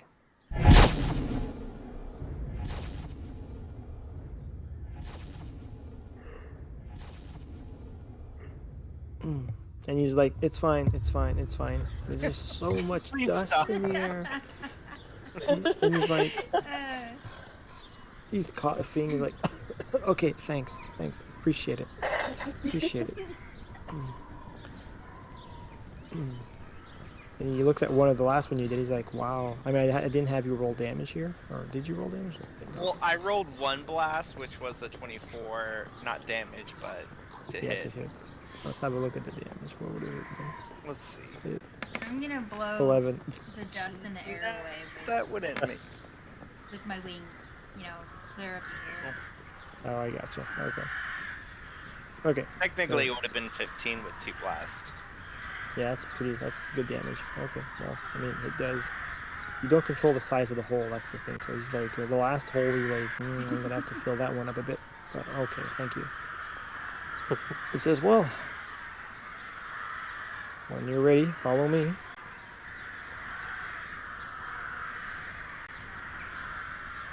I nod. Okay, so you guys follow the kid? Yeah. Okay. So you guys walk through, he walks you through Vallaki. Takes you about, I'd say, a good half hour to to get there. Just want to check which one it is. I think it's this one. Loading, loading, loading. Come on. On the way, he asks you this very specific question. He says, tell me, why did you save Myrtle and Freak? They're innocent children? Why Seemed like the wouldn't we right thing to save do. them? Yeah. Yeah, but I mean, I point at him and I smile and say, "We're the good guys."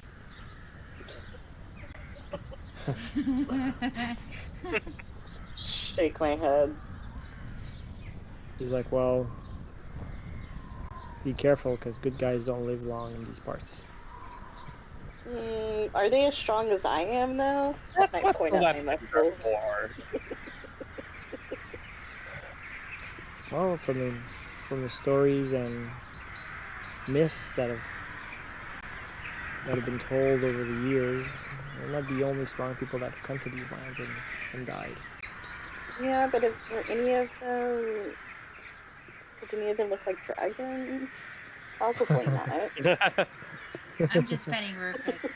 I'm not even listening at this point. Were any of them the main characters of this story? I don't think so. Bold of you to assume you're a main character. Hey man, I had Curse of Strahd. I'm certified main character. Certified main character. You guys are all main characters. That's going on the Discord group. Exactly. Oh god. Okay, so but I'd say 40 minutes you guys make it there. And I just want to move my notes to that. Orphanage is where again? Too many places. That kid better in this not have been town. threatening us. Is that kid gonna try to beat us up? And you have no idea what he can do with a shovel, this kid. Would you like to join our party? He's actually, I mean, Velvash, if you look at his stats, he's actually not bad. He's got like 15 strength, which is not bad for a kid. Yo, He's better than can me. Can we adopt him? I Yeah. got Can we like adopt 8 him? strength. Is he trained as a cleric, perchance? Oh, I know you guys want a cleric. Oh boy. Okay, so yeah, found it. Perform. Wouldn't it be nice? He heals with a shovel. Mm-hmm.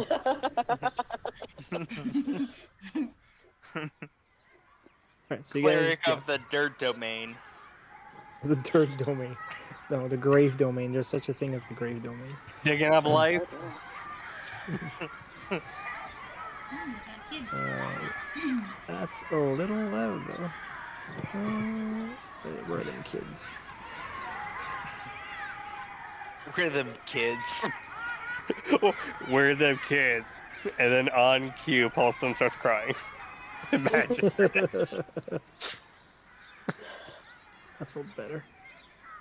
Coming in from the inside. Okay, perfect. Okay, so you arrive at this rambling mansion. It's very distinct from the surrounding town. It's been here for quite some time. It seems to be almost as old as the Church of Saint Andrew's. A colonnade lines the front of this two-story home in dire disrepair. Shingles hang loosely from the roof shingles hang loosely from the roof or have fallen on the surrounding grounds. A weed-choked garden desperately tries to reach for whatever sunlight valiantly spills through the overcast sky and mist above Vallaki. From within the building, you hear the unexpected sound of children playing, laughing, and screaming. A stark yet pleasantly surprising contrast to the building's depressing appearance. So Milivosh steps forward, and he says, once you are accompanied at the front door, he says, "Wait here. I'll go get the headmistress." And he says, "Thanks for saving Myrtle and Freak.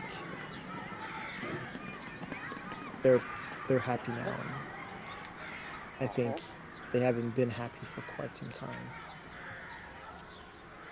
So hopefully you guys don't die like the other good people that came to these parts." We're trying not Here's to. hoping. We're trying not to die. Okay. All right, so he heads inside, and eventually, out comes a much older lady, and I'm going to see here. Your handout, an NPC. Yep, she is.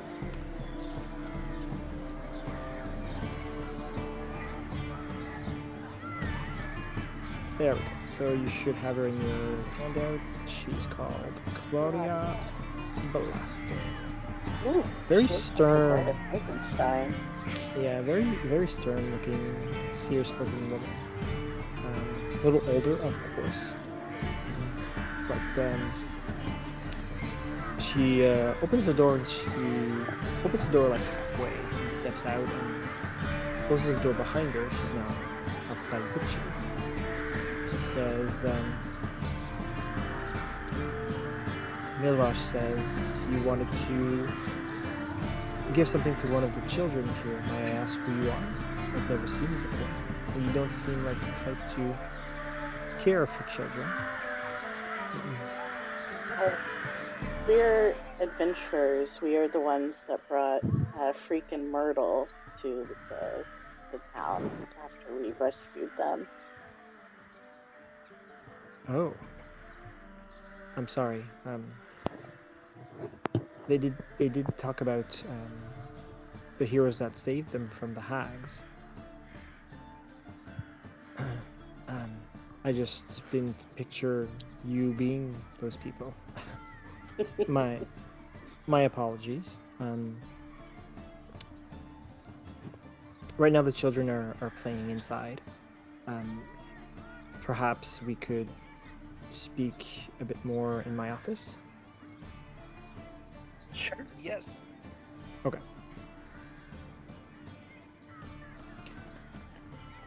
All right. So,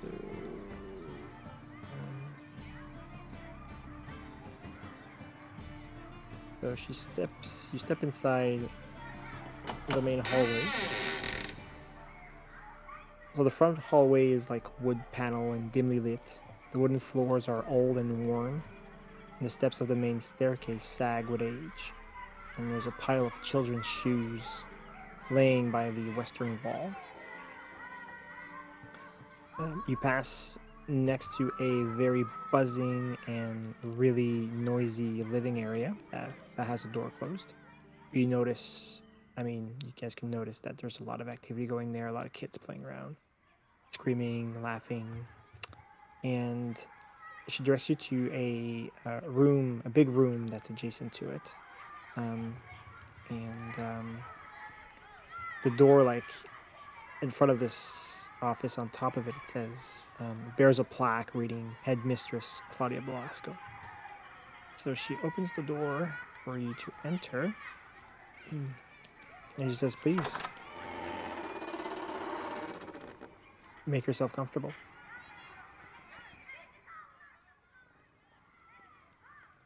Just kidding. Are there So- enough chairs for everyone? No, unfortunately, there's like 2 chairs and on one side of the table, and then there's hers. She sits in her chair at the other side of the table, and you notice that in this room is really, really tidily. It's very tidy. Everything's in its place. Everything's well dusted. She definitely takes care of her office, and she has, although everything's in its place, she does have quite a bit of a stack of papers laying on top of her desk, and so she just pushes it all to the side and asks, "So, how can I help?" We're actually looking for a child that we believe is missing. Missing from here? From I don't think so. From outside of town. We were told that she often would sneak into the orphanage to play with the other children here.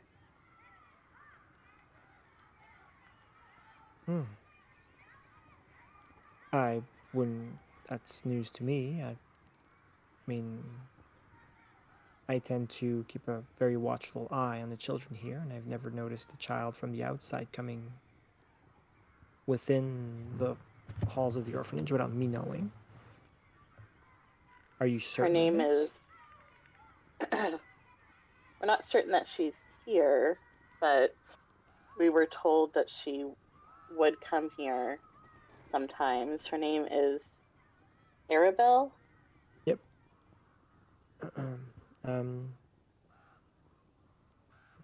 The name doesn't. I don't recognize the name, but I will. If you give me a few minutes, I will inquire. I'll ask the children. And I don't know. I assume that I know it. I don't see a picture of her, but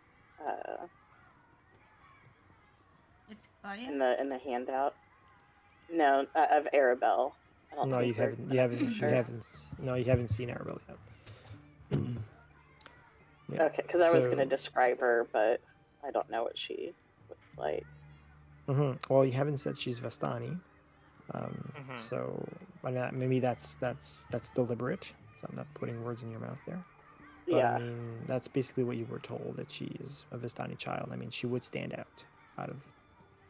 Right. She definitely wouldn't dress like a regular Barovian. So, yeah. So she goes. She asks if you give me a moment, and I'll ask the children about this, if you don't mind. Okay. Sure. Waiting for a few minutes. Okay. So she steps out. In the meantime, what is there anything you guys do here, or you just wait for her to return? So she leaves the office. She does. Okay, I need to resummon Nigel from the pocket dimension. Oh, which is right. just an action. Okay. Right. Okay. Oh my god. This one. Right. So you summon him back. Took you a while long enough, Master? Yeah, we need to get out of the church.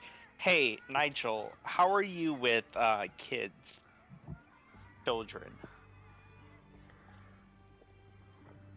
Never met a child before. Oh, that'll be fun. That's the extent of my experience with children.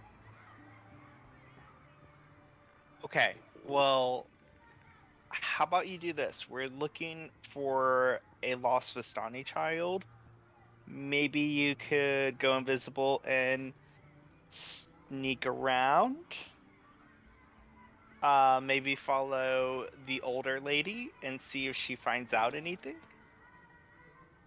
You want me to spy on kids? Yeah. I In like mean, a nice way. This is possibly one of the easier tasks I'm giving you. Yeah, no shit. I was inviting that child.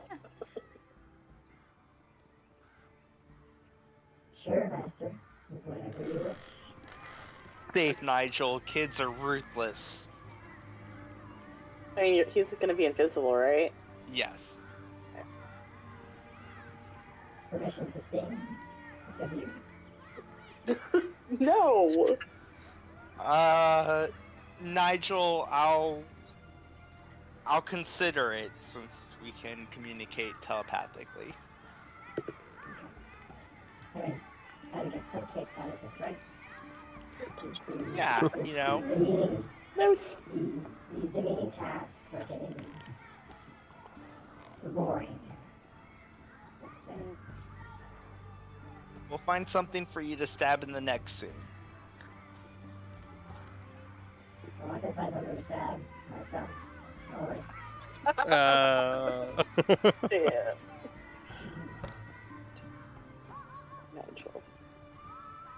What a sassy little imp.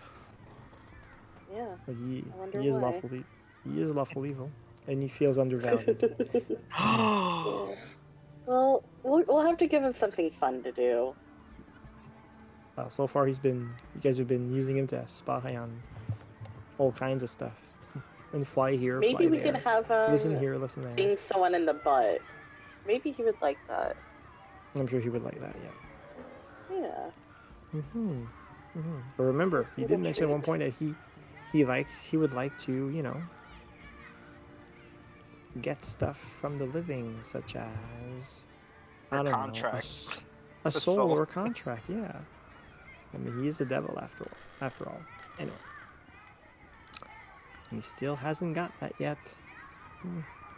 Oh, just so I know, can I suggest somebody to sign a contract with Nigel, or is that knowingly committing harm against themselves? No, so the only way for a contract to be valid with a devil, there needs to be no. I mean, you can trick the person, but you can't use magic. You can't force them to do something to sign a contract against their will. But you can use whatever shenanigans otherwise. I mean, you can trick them. You can create an impossible situation for them where they have to sign whatever it is, but it has to. It cannot use magical means. Right. Great. So, Thank you. yeah. Devils are known to trick the people that sign their It's contracts. obviously gonna affect my alignment. Of course. Of course. Yeah. Okay. So he goes up and flies. And in the meantime, the rest of you do anything? Just chilling. Just chilling? Okay. Petting Rufus. Sure. Gotcha. Eventually, Nigel speaks to you telepathically, Ostor. He says the following. I think I found your lady, the only old lady here, out of all the other heroes here that are barely taller than me, so I'm guessing I'm following the right person. He is talking to a few kids, and they seem to all be telling her things about the secret guest that they meet sometimes. Oh, since we have a child,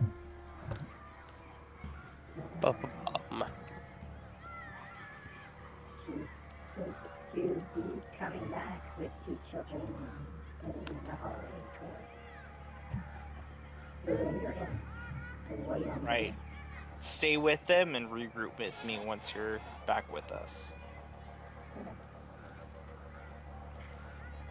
Eventually, I mean, you hear Miss Blasco come back into her office.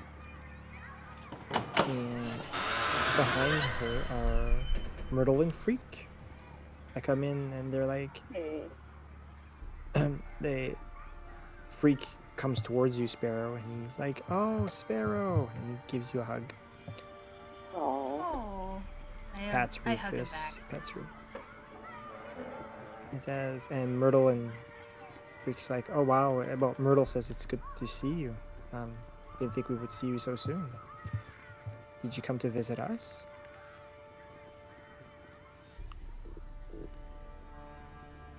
Ooh. Yes, among other things. But Among yes. other things. Do I make him roll a deception check? Is that really true? No, I'll let it slide. It's fine. Kids are dumb. They'll believe anything. I'll chime in and say that we need to stop by. We wanted to make sure that you were settling in. Oh, it's great here, says Myrtle.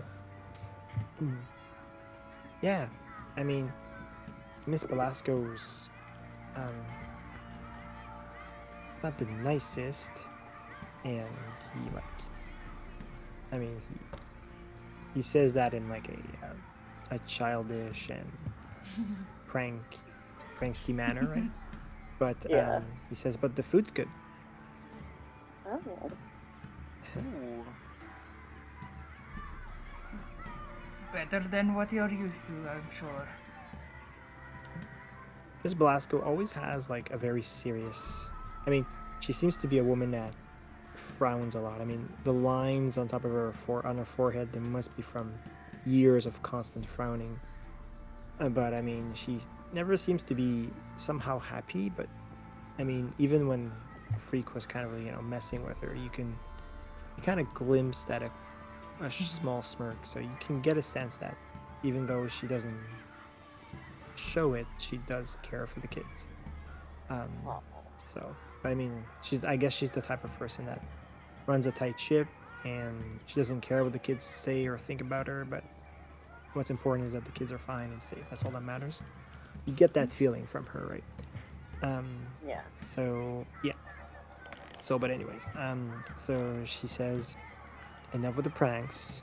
Why don't you tell your friends here about your mysterious friend that comes from time to time?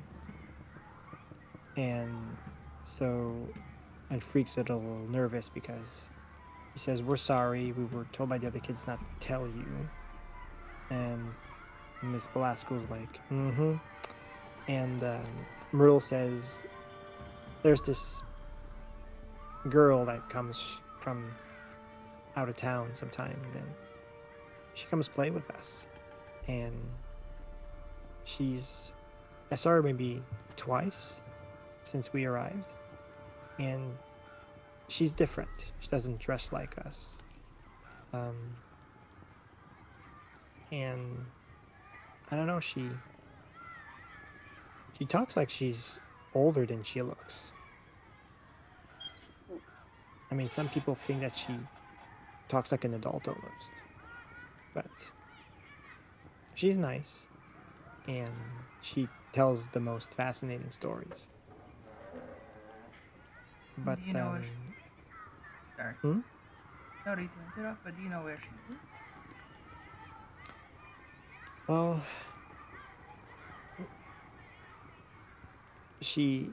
we saw her leave.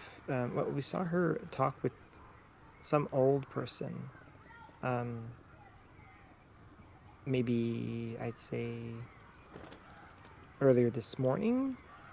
It was early, yeah, right after breakfast. Freak ads, and Myrtle was like, yeah, it was early this morning. I'd say right after breakfast, we noticed that she was, supposed to come and meet us after breakfast. And when we went to meet her, not too far outside, she was talking with someone, and she followed him, and she didn't even say bye. She just followed him and didn't come back.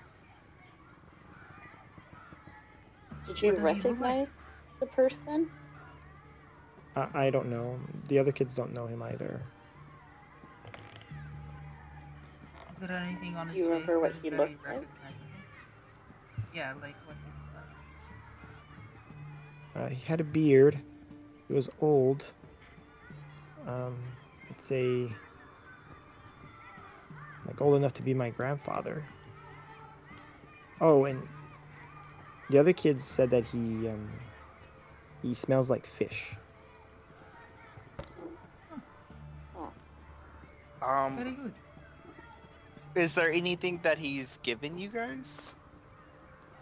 Have No, you seen him around before? Or was this your first time seeing him?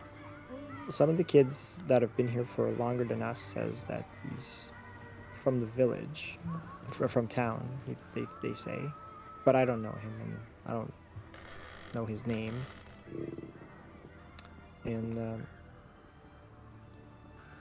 Claudia Belasco adds, well, there's not a lot of people that... there's a few fishermen in town, but the main fisherman is Bluto. He spends most of his time either at his house or at the Blue Water Inn and apparently he also oftentimes he's at his cottage on Lake Zarovich, where he goes and fishes, and that's where most of his catch, he brings to the Blue Water Inn and he sells the fish there for them to prepare meals. So he's, let's just say, the expert fisherman of town. I wouldn't understand why he would be talking to a young girl, though. It's strange. Have you seen him around the orphanage before? I haven't, no. Interesting.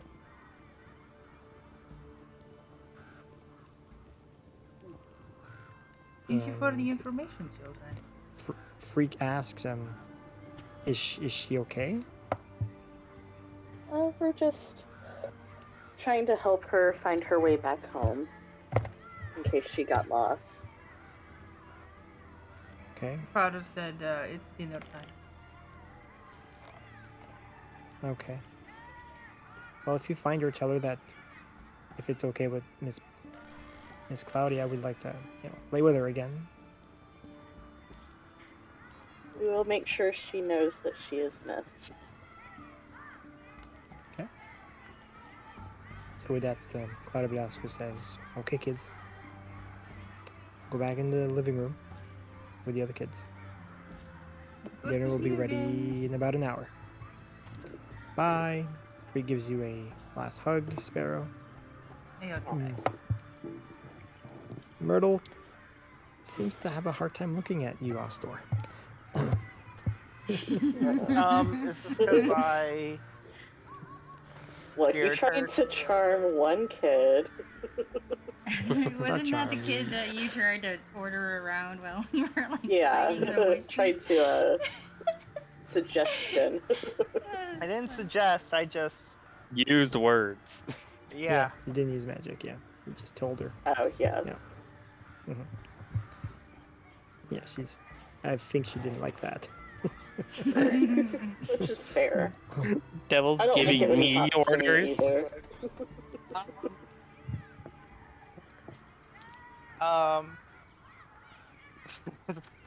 Yes. This is probably gonna Okay. be stupid. Oh, God. Oh, So boy. we're looking at each other, and then I communicate. What is he gonna do? What are you I think this doing? is that for all parties involved, but I feel obligated to do it. Oh no. Oh no. Steven. I asked Nigel to go up and give her a hug while invisible. No. No. Oh my god. No! No! And when he hugs her, I'll wink at her. Steven! No. Oh my god. Okay. So yeah, okay. So you telepathically order Nigel to Nigel? give her a hug?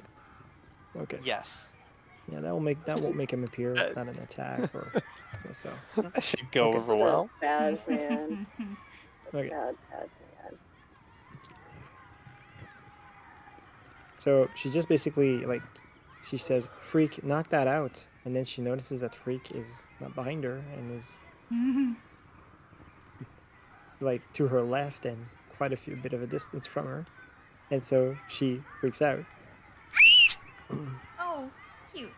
And Roll for and when initiative. roll for initiative, and then when she notices your wink, I suppose, or your smile, is that it? Yeah.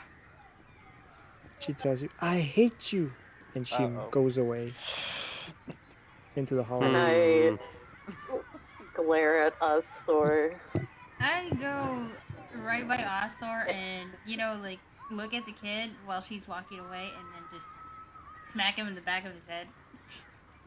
Ooh. I just do the finger across the throat while looking at him.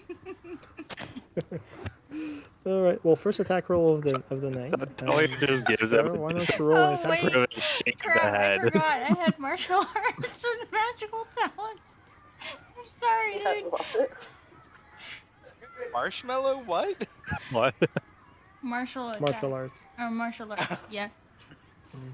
You Alright, really roll me a want me to martial roll arts. for an attack? Just an attack roll. Just an attack roll. Oh my gosh. Okay. 14. Oh, Does that hit? good. I think that hits. Oh Does that shit, hit? that's a 7. Yeah, that hits. Yeah. Okay. So you smack him behind the head. You don't have to do deal damage if you don't want to. It's fine. I don't. Considers it. Perfect. I consider it, but I don't. No. You get a good smack from Sparrow. You kind of expected it. Oh, Snore. Kind of knew this wasn't gonna sit well with some of the party members. Okay, taking note for alignment here. Awesome. No, that's fine. That's actually in line with chaotic neutral. It's very in line with chaotic neutral. Okay. All right, perfect. So with that being said, Claudia says, "Apologies, I probably should get back to the children, or it's going to be dinner time before I know it. So if there's anything else, just let me know. You're always welcome to come back and visit the children." No, Thank you very much. We appreciate your help. Yes, that was very helpful. Thank you. Okay. So she guides you back outside. And now, basically, what it is that you do. We need to go find this Pluto guy and beat him up. Well, it wasn't. I mean, that ask him dude. some questions. It was the other fisherman, wasn't it? That we No, he's don't called know of. Bluto. Oh. Yeah, it was Oh. Pluto. It's Bluto, yeah. Oh, okay.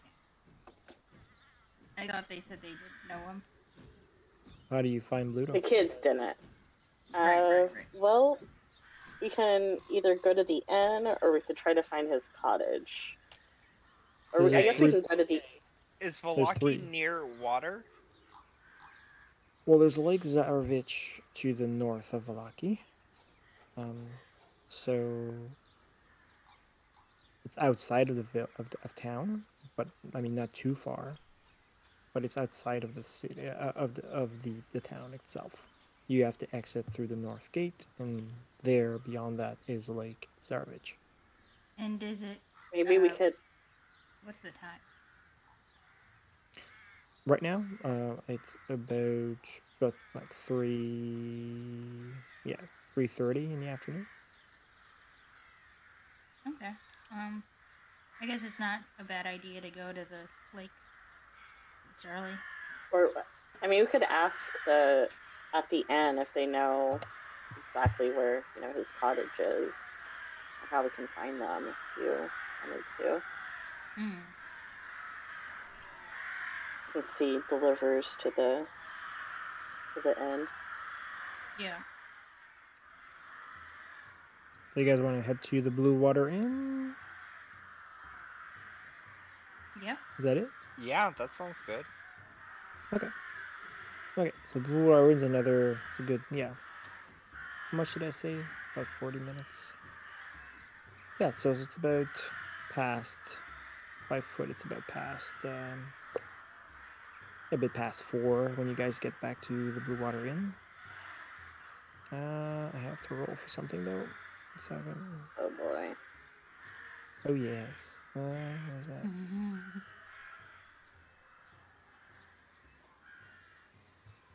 Who wants to roll it for me? Someone roll me a d6. Ooh,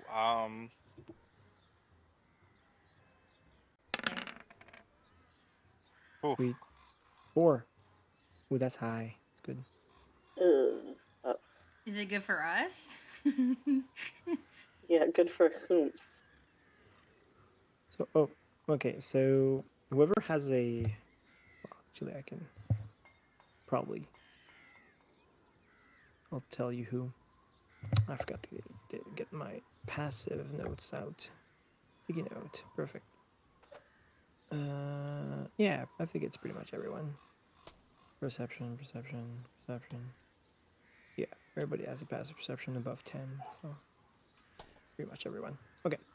Everyone notices a few kids, so you guys are getting close to the end, you're past the town square. And you guys notice two children in the streets that point in your direction when you pass next to them. They're walking with their parents, and they giggle, and you hear the following, and you stick out. This is something that sticks in your mind, Talia. He says, "Those are the people that were walking with that girl that looks like the dolls." What? The elves have 'em. Excuse me? Her. I'll let you guys think about that while I go back to see my son. I'm sorry about my son tonight. He's sick, so he's a little. Oh no. Yeah, I'll be right back. I think. Wait, what did the kids say? That there was a little girl that dressed like the dolls that were with people that looked like Talia. I think is what he said. Or they said. So, I'm assuming the elves have her. What dolls? The dress Dressed like like the what dolls. doll? I guess. Oh, maybe they have dolls of Vallaki or wait, Vistani people. That wouldn't. I know that they have those weird, ugly dolls, but it'd be weird to have Vistani dolls if they hate the Vistanis so much. Maybe they torture the Vistanis. I don't know. The dolls, anyway. All they said was they were the ones walking with the girl who looks like the dolls. Yeah, something like that. Are they talking about Irina? Oh, maybe. Or the little girl that we're looking for.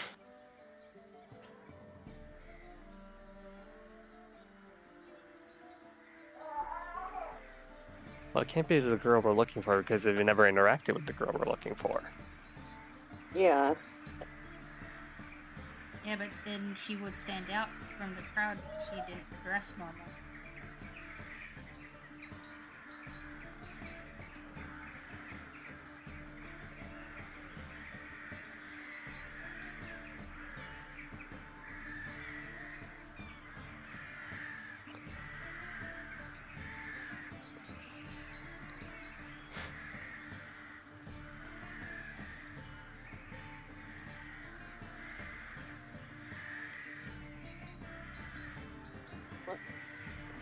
What do you pecan about? That's all I hear. What Oh. the fuck is this caw bullshit? They be crowing hard in Vallaki.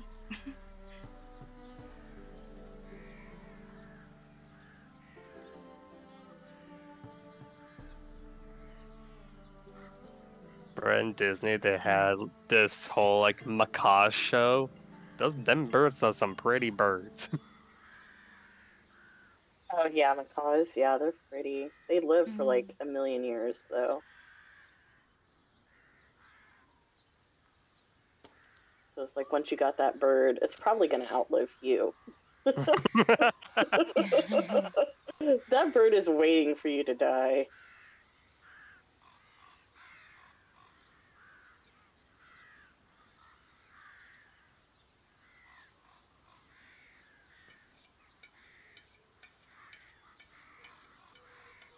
Yeah, I'm gonna assume that they were talking about the girl that we're looking for.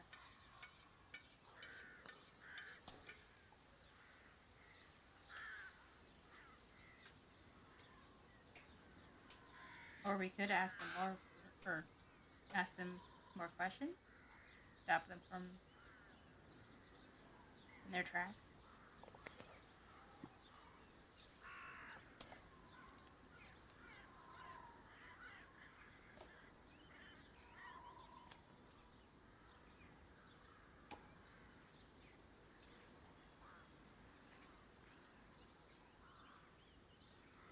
What do you guys think? I'm gonna wait for Paul to get back and repeat what the kids said.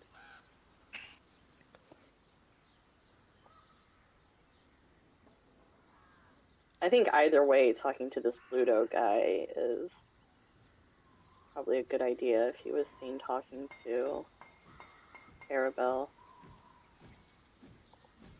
Because he's going to know something either way. Right, because he practically lured her out. Or charmed her out. I mean, she would have said goodbye to the kids, right? Maybe? I guess that depends on what he told her.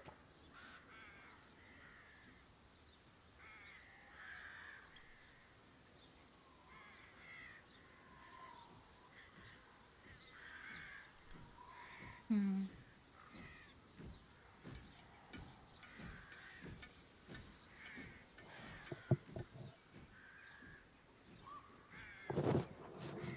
Welcome back. Is he back? What? Maybe that was Do you his know kid. something? It's like, do you know something we don't? Oh, Or was it his What if new his kitty cat cat? just rubbing up against the Rainbow. mic? yeah.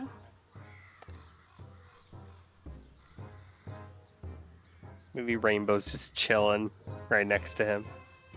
The music No. changed. He's like, oh no, my son's crying, and then he goes and like pets the cat and tells them how pretty they are. It is a very pretty kitty.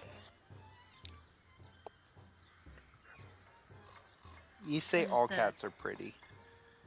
I mean, it's true. I mean, aren't All they? cats are beautiful. Yeah, all cats are beautiful. And all cats are the best cats. My mom I'm not doesn't so- think Sphinx is pretty. Sphinxes are, living their best life. I agree. Who am I to judge on feline societal standards of beauty? Meow.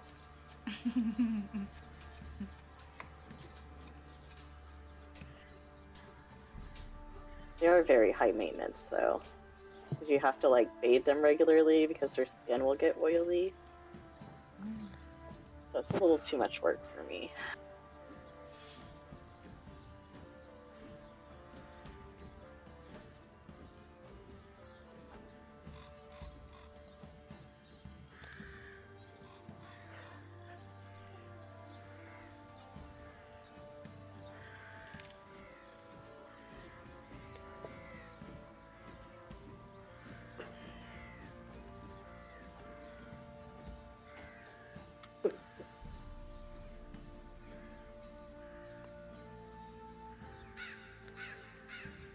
Won't lie, I totally fell asleep for a bit when we were talking to headmistress lady. Okay.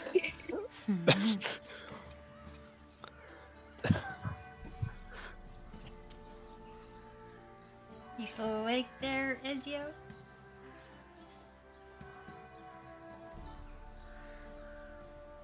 I guess we lost him. Did we lose him? Somewhat. Okay, he's here. He's here. I'm here.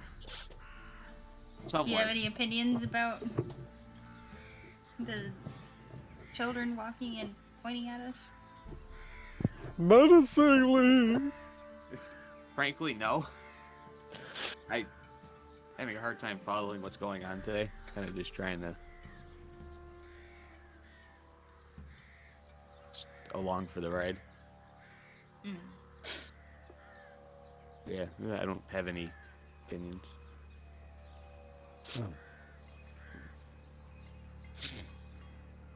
Soon we'll fight something and we can watch it bleed. Hopefully.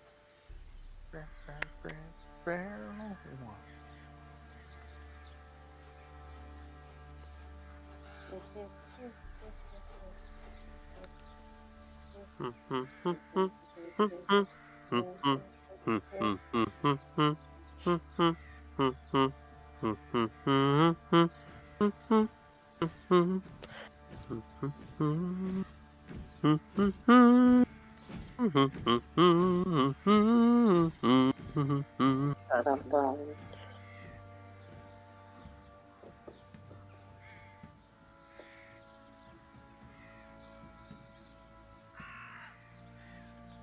Whew.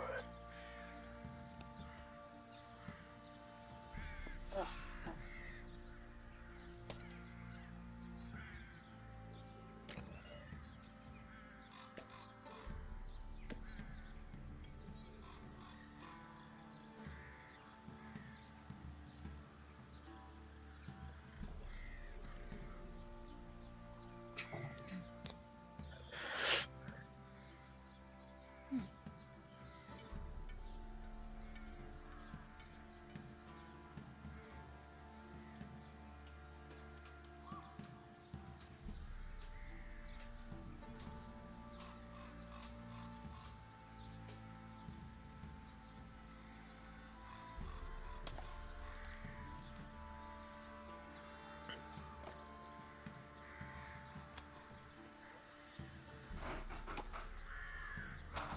Is he coming back? Is that him?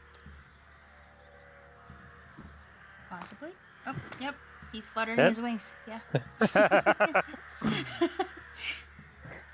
Okay, I'm back. So sorry. He's back. No Oh, You had to worries. go pet your cat. We get it. I wish. I had to give my son some Tylenol because he's got a high fever. Aw. Aw. Aw. Hope he Yeah, feels kids are. better. Yeah, well, it's been a couple of rough weeks with the kids. They've been isolated for so long that now, like, there's this huge outbreak of really severe yeah. cold. Oh, I heard that kids It are is the just flu season. yeah, it's crazy. getting all sorts of germs. It's crazy, and it's really hard. Like, yeah. Anyways. All right. So yeah. So did I have to So- repeat that? Yes, or? please. Yeah, Yes, what did please this repeat say? it. Okay. So you notice two children pointing in your direction as you pass next to them, and they mention that you were the people that were walking with the woman Oh, that looks woman. exactly like the dolls, the Blinsky dolls. We've seen one of Aren't- those dolls. Those are Blinsky ugly doll? dolls. Yeah. Yeah, that weird, like, nightmarish. Mm. I think it's in our Was I here for that? handout. I Oh, think so. Yeah. Yeah, it was after you It was- fought the wisp. Yeah. Yeah, it wasn't in. Miscellaneous? Yeah, Miss maybe. There's a Yeah, I woman yeah, who think looks like Blinsky the doll. dolls like this. Wait, what?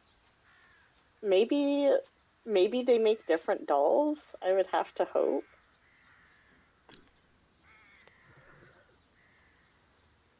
But anyways, apparently you guys walk around with a girl that looks like a Blinsky doll. That's what they say. Then yeah, I guess that would have to be Irina, but That doesn't make sense. I mean, unless Blinksy makes, I mean, maybe he makes non-ugly dolls. Maybe. Because it definitely isn't the one that we've seen. What if it was you, Sakura? See? Maybe they're just clowning on me. But Anyways. that doll doesn't look like a dragon or anything. Does it look like a dragon? Interesting. The doll doesn't. I don't think No. so. No, I don't think so either. Okay, maybe Blinsky makes other dolls, and one of them looks like Irina. Something to look into, I guess. I'm just saying, just pointing that out there. The kids can help but notice. And I approach the kids. okay, Oh boy. okay. So you approach the kids. Hello, children. parent- And The- parents. The parents smile, and the father approaches, and he speaks. He mumbles and he says, or whispers rather. He says, "Please, we don't want any trouble." Oh no, there's no trouble at all. I just overheard your children talking about, I guess people looking like us. I just want to ask a few questions if it's okay. And he looks. The father looks at this children. I swear to God, they keep attracting trouble. We didn't. I mean, whatever my I children. try to smile as best as a beak can smile. Father says, "I apologize for my children." He looks at their direction with fury, and he Oh, says, no, don't trouble "Sometimes it. they say things and they do not mean it." I was just curious, like, what dolls were you referring to? The children are very, very shy, and they're hiding behind their parents, and they're afraid to say anything now because they're not too sure how their Show father's them going to take Rufus. it. Show them Yep, Rufus. I was about to do that. So I like crouch basically, and then take Rufus out of the bag, and This is my friend Rufus. You can pet him. He's very friendly. So the kids look at their parents, and the father like nods to his kids to say like, "Sure, pet the dog." But then the father asks you, "So sorry, what's this about?" Well, we are. I was just curious because we are looking for a girl, but we've never been here before. And I'm sure, just like you and your children, you would be worried about your child. One of our friends is worried about his daughter. Okay. And how can I help you? Maybe your child saw the girl? That's why. Well, my children Or- see a lot of girls. It sounded quite specific about looking like a doll. And he looks at his children and says, "Could you mind explaining what it is you were talking about?" And the girl says,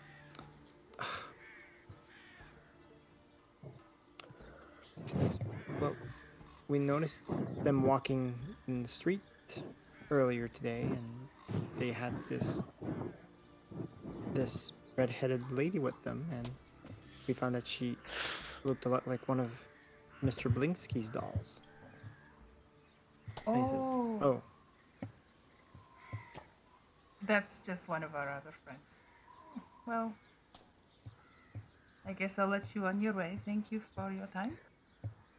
Father just nervously looks at his children and you, and he says, "Good. Happy we could we could have sorted this out. Good day." It was nice to meet you.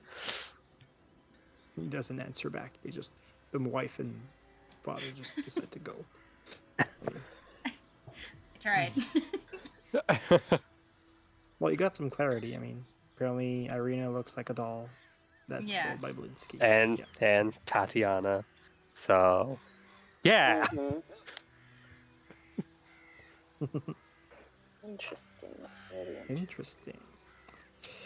I go back to the So- party. I guess they were Okay. just standing there.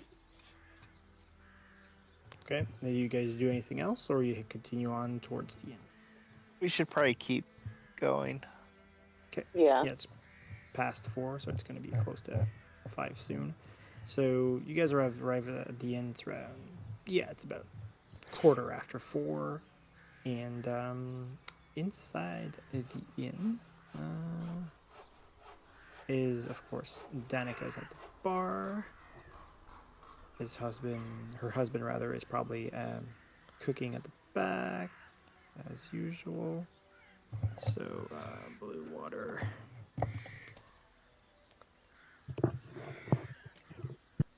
What is it that you guys do? I go to the bar. Go to the bar. Okay. God damn it. Custom blue water in. Perfect. Sorry, Science-Scape's a little slow sometimes. Okay. Yeah, so you guys head towards the bar. Danica's right there. And she says, you guys are back. How was your day? Or how's your day so far, rather?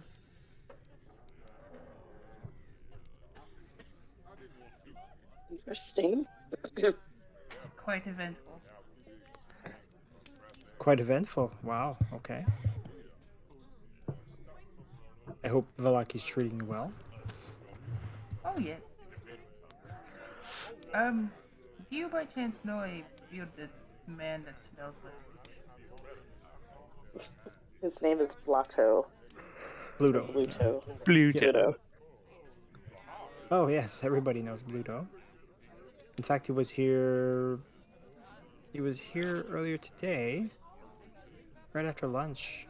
You just basically missed him by maybe half an hour. Oh. Did he by chance have a child with him? A child? No, I mean Bluto had a wife. She passed away not too long ago, but I don't think they ever had children. He's been spending a lot of time here lately, ever since his wife passed. I mean, drinking his sours mostly, but recently there's been a shortage of fish at Lake Zarevich, so he's been a little short on coin, so I'm not too sure what he's been doing with his time, but just about, like I said, an hour ago he came, a half hour ago he came in and he seemed cheerful, which was, I mean, good, I guess, because he's been very depressed lately, and he was bragging about this new good luck charm he just found that was gonna change his luck around and hopefully resolve the fish issue. Oh boy. Wonder what that good luck charm is. Do you know where he went after lunch? Well, he seemed to be very excited to fish, so I would imagine he grabbed his fishing pole or gear and went to Lake Zarevich.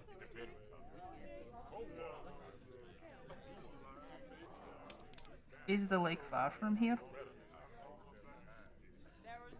Well, give or take, you have to get out of town, I'd say maybe an hour? An hour from the inn, rather, not an hour from Vallaki.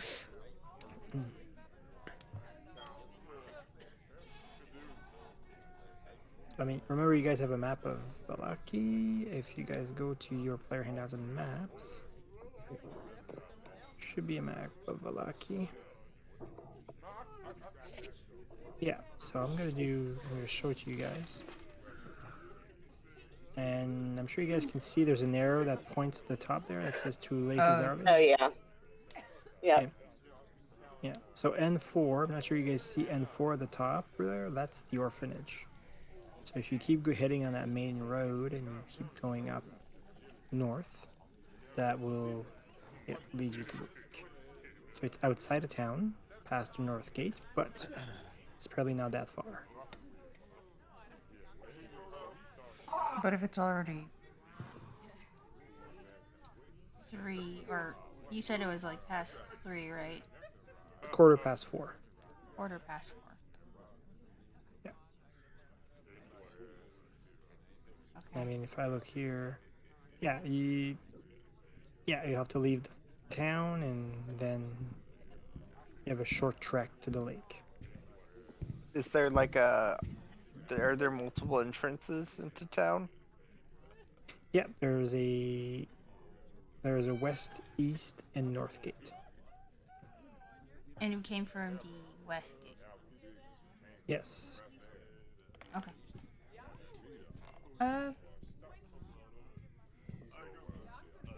Does he live at the lake? Or does he live close here?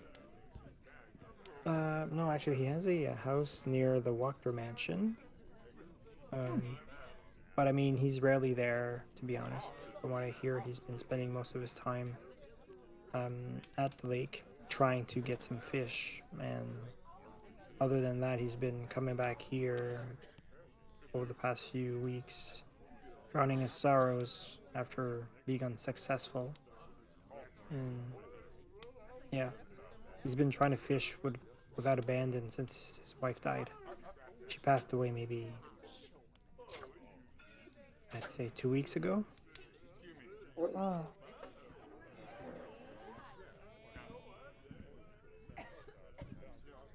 And she died some very, very mysterious circumstances. I mean, nobody dared to ask Bluto what happened, but I mean, he seems extremely distraught and saddened about the whole thing. But I mean, there wasn't even a funeral. He just buried her. Definitely strange. But I mean, Bluto's a nice guy. I mean, he's a bit of a fool, but I mean, he's a gentle man. He's But he said he had a new lucky charm. Right? yeah, whatever that means. I don't know what he meant by that. I didn't ask. He was just. I mean, he was so happy about it that he spent the few remaining silvers he apparently had left to purchase some mead to celebrate. Ooh, my kind of guy. And then he had apparently he left and he was on his way to go and fish. All right. Thank you.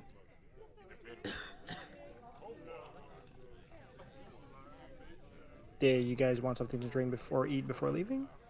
Yes. I'm good. I need to take course. a swig. Child's life is possibly in danger. One for the "Yeah, I'll have a road. I'm drink." gonna chug it. Okay. One for the road. Let's There's go. always time for a drink. There's always time. How much is it? Oh, 1 sec. I have to bring that up. So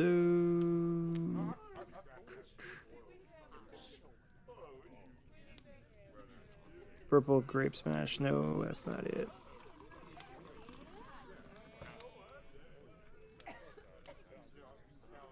All right, so mead is 4 coppers. Okay.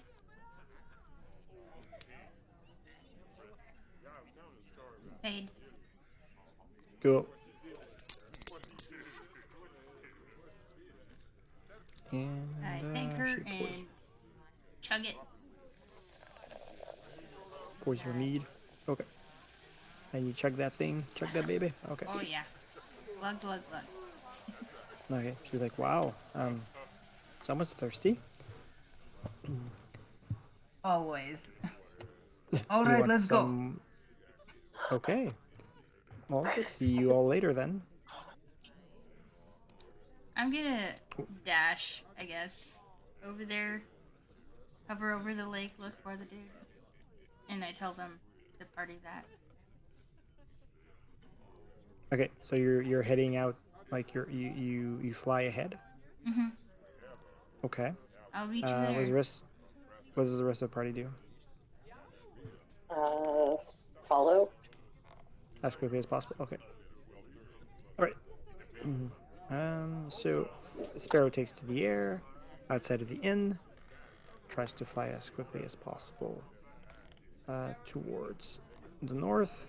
You guys take the main road to the center square and then try to. Are you guys walking? Are you guys running? How quickly are you guys following Sparrow? How fast is Sparrow going? As fast as I can. Oh, Jesus. Okay. You flying like you go crazy. Yes. Okay, so does the rest of Sparrow's? I mean, she's flying pretty quickly here. What does the rest of the party do? They walk, run? I'll run. Yeah, Okay. I'll I'll run run. too, I guess. Okay. So I mean, it's you guys are gonna be running for a while. Why doesn't everybody roll me I'm used to it. Yeah, you're used to it. Yeah. Why don't you all roll me a strength God damn athletics it. check? Yeah. Sorry. Oh dear. Roll a hoot check. Everybody rolls a strength athletics. Including me. Oh, where's my thing? You as well, yeah, because you have to fly quite a bit of a distance still. And you'll get there faster, obviously, but you still have to. Ah, god damn it. What are we rolling? Strength athletics. Oh. Ooh, Athletics. Sakura. What is Can it I do again? Acrobatics instead. Athletics. Strength athletics. Strength athletics. Oof. Okay. I can't do acrobatics. Yeah. No strength. Hey, we all Oh, suck. okay. Except for me. No. Oh dear.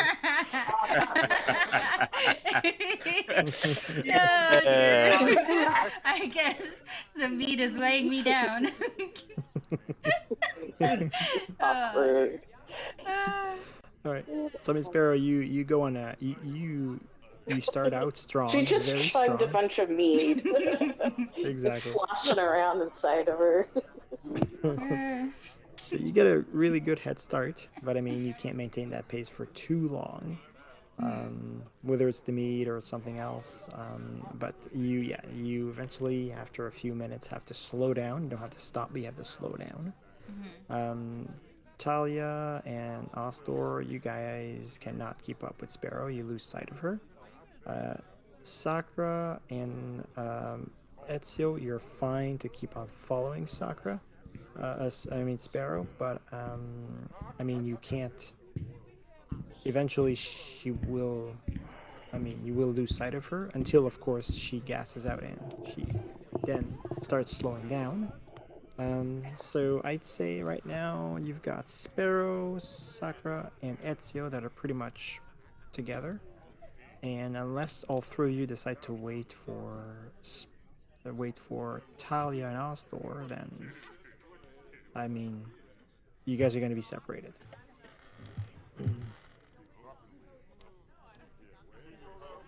So you guys, my question is, does the three members that are up ahead wait for Ostor and Talia? Well, We're fine. we'll keep going, but I'll get there eventually. Okay. So what I'll do is, if you guys keep pushing, but just go at your pace basically to get there. I'll have you all roll a Constitution saving throw to see who's exhausted at the end of this. So, yeah, everybody roll me a Constitution saving throw. Okay. Ooh. Fuck me. oh god. Whew. Oh my god. Breaking a sweat. Somehow worse than Talia. That's funny. That's funny. Oh, Guys, poor monkey. you guys. Oh my god. And Okay, me, well, the biggest, heaviest one of them all, just This is just a nice karma little stroll. for fucking with that kid. Takes at the end of this. All right. So here's what's going to happen. Oh, no. Sparrow, Ezio, and Sakura will be a few rounds ahead of the rest of the party. Everybody gets at the location, but those that have rolled below 10, so I guess everybody except Sakura and Ezio, have 1 level of exhaustion. Oh wow. Hey! Oh, dang. Uh, Hey, I'm exhausted here. No, you're not. Sakura shouldn't be. No, not me. Okay. Alright, so once you guys have put your level of exhaustion, I'm gonna move you guys to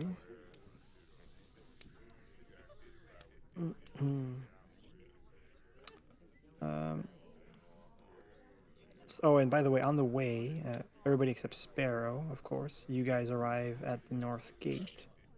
And the North Gate's open, but there's three guards there that basically see you running and says, "What's the rush? What's the rush? What's going on?" We're checking out a werewolf den, possibly. A werewolf den at the lake.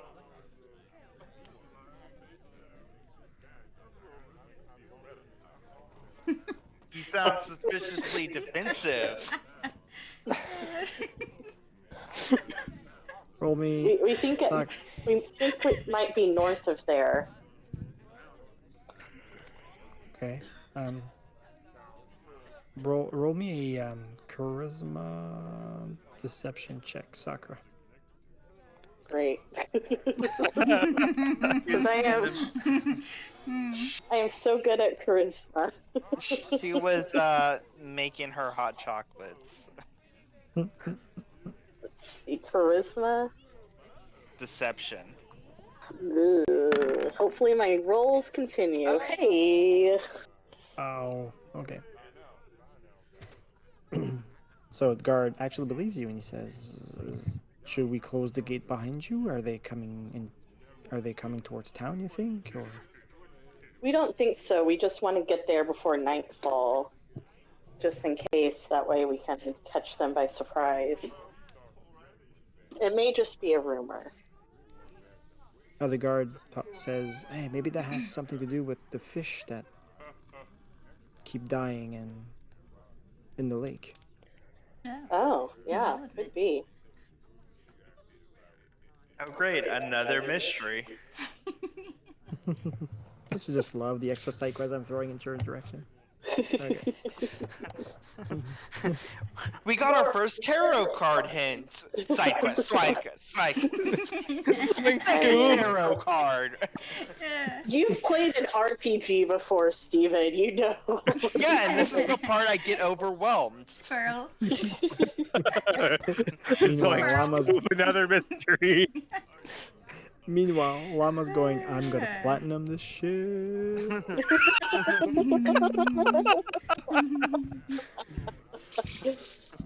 This is the part where Llama's saying, "Welcome to D&D."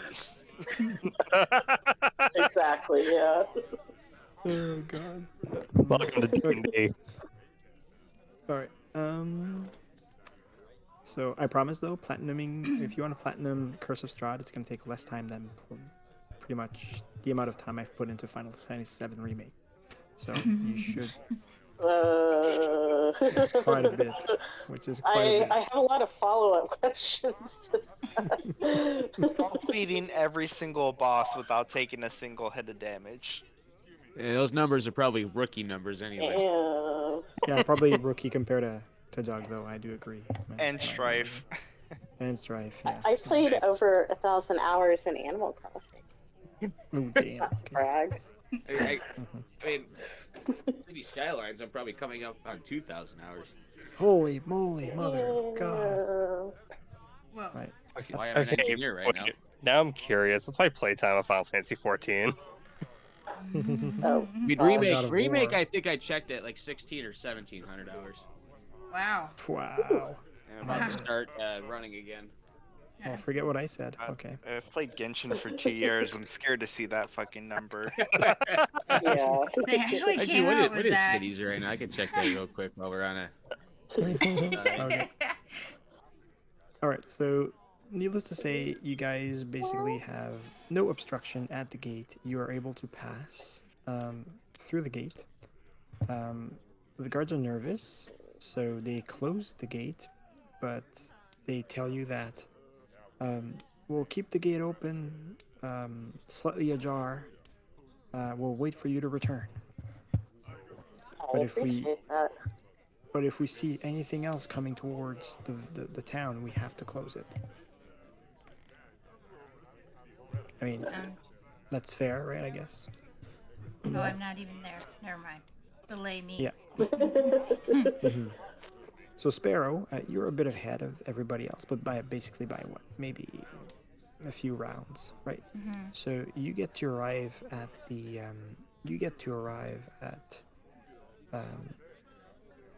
the lake first, and Can you take a we'll short rest describe. while waiting for the rest of them? You can definitely wait at the bottom of the you can land, and there's basically I'll wait until everybody's there to describe the whole lake, but basically you arrive at the lake and right next to right near the shore. There's a couple of boats, and there's also like a wooden shack on the left. Any people? So there's nobody here. Okay. And do you want to rest here and wait for the party, or what do you want to do? Wait, what gets rid of exhaustion? You have to rest a full day, a long rest, extended rest. Oh, long rest. Okay. Or a You know spell. what? I'm gonna start scouting the lake while they're not here, and when I spot them, then I'll go back and wait for them to arrive, and tell them where he is. Okay. So I'll let you do that. You have time to scour a bit before they arrive. Why don't you roll a active wisdom perception check? But remember, if you have a level of exhaustion, you have disadvantage on that. Because you're tired. Great. And that'll give me time to switch to the.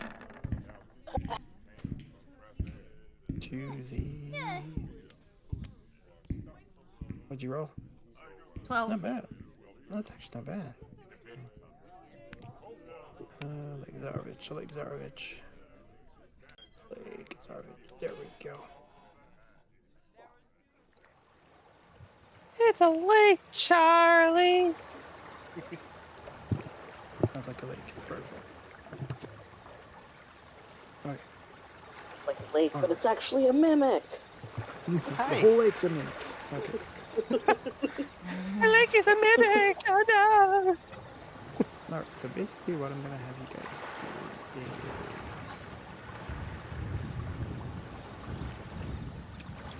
is... Okay. I'll move you guys to the map now. Oh boy, a map. Oh. Yeah, So you guys we are... haven't seen them. So you guys should be up the north part of the map here. Yeah. Still be near Vallaki, so you guys are right here. Yeah. You might have to scroll up. Scroll out? Scroll up? Yeah. Scroll Yeah, up and scroll out. I see Yeah. something. Man, and it's Yeah, you're stormy what out. it probably is, gonna have though. to move. What you should be seeing is like a old Svalich road and then a little token at the top. It's like Do a you top see us- left corner. Yeah, do you see us pinging, Doug? I see one of the pinging. Let me put it this way: I see a little circle with this dragon emblem thing in Yes, center. that's Yeah. it. That's There you it, go. that's That's it. us. Yeah. That's Okay, the that party should be it. symbol. Okay. Oh, Yeah. well, no one told me that. Yeah. Sorry. Well, now you Well, know. do you see the road? Part of it. Okay, yeah. The road take you home. Oh my god, stop. Okay, so Mountain Mama! Take me home, country road. I just want to see where is Lake Zarovich. Not here. Okay, wrong map. Wrong notes, I mean. Okay. Yeah, St. Andrew's Orphanage. Oh, there we go, Lake Zarovich. Okay. So at the foot of a mountain nestled in the misty forest is a large lake. The water is perfectly still and dark, reflecting the black clouds overhead like a monstrous mirror. Pulled up along the south shore are 3 small rowboats. A 4th boat can be seen in the middle of the lake, far ahead, with a lone figure sitting in it and throwing a large burlap bag into the lake. as the bag strikes the water and quickly begins to sink. You hear a child's call for help, briefly. So, actually, the one who sees the boat in the center is going to be... Ty, you have disadvantage, so you would have a -5, basically, your passive. Yeah, so it would be... The only person who would see this is probably going to be Ezio and Sakura. You're the only two who don't have disadvantage on Did I your not? skill checks.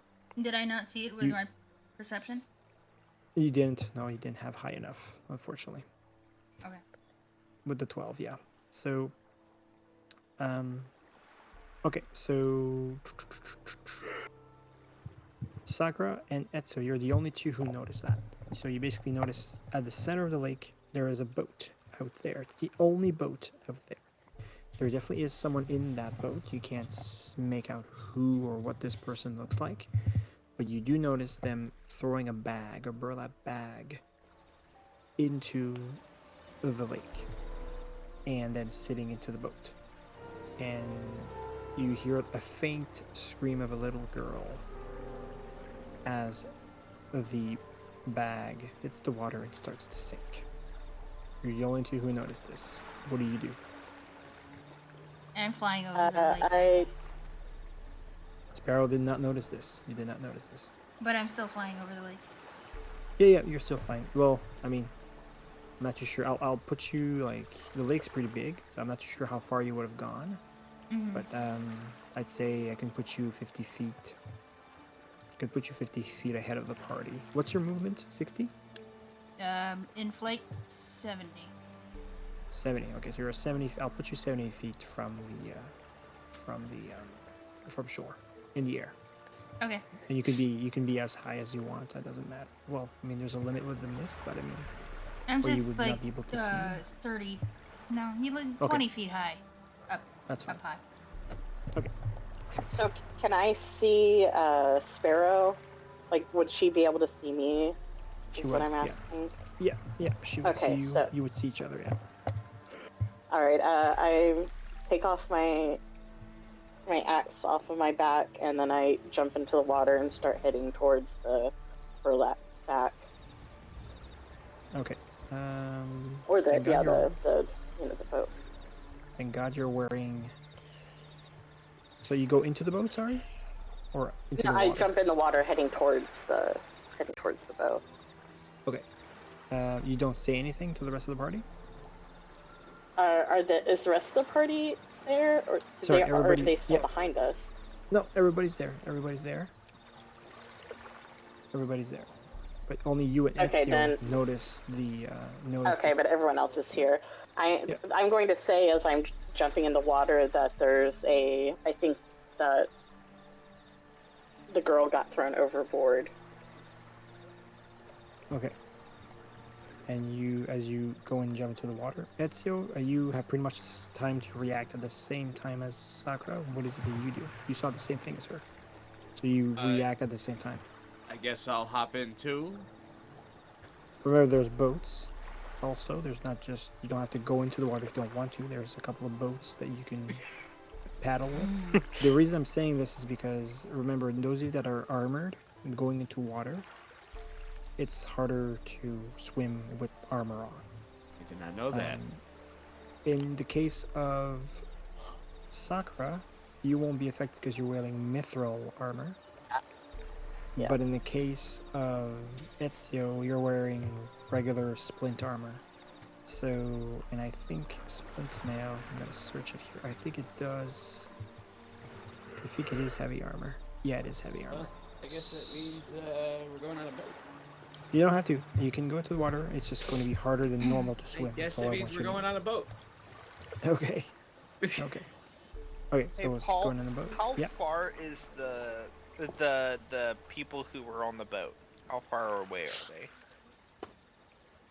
Oh, at least a good 200, 250 feet. Oh, fuck. It's hard. It's hard to know exactly, but at least a good 200 feet. So, I want everybody to know that. I mean, I'll have Sakura and Ezio do the rolls first, but basically, I want everyone to each their turn tell me what it is they're going to be doing. Now that Sakura has mentioned it to everyone, and now everyone can kind of notice that there is the boat over there. Nobody's noticed the sack being thrown, but they now notice the boat in the center of the lake. So Sakura, if you're going to be swimming, you're going to roll me a strength athletics check, just a All right, regular come one. on. And as for Ugh. 16, Well, okay. that's terrible. Big garbage. Give me 1 sec.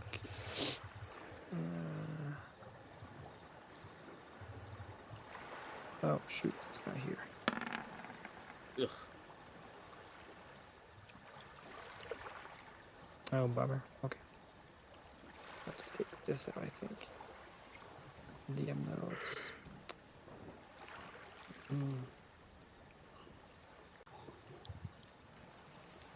Yeah.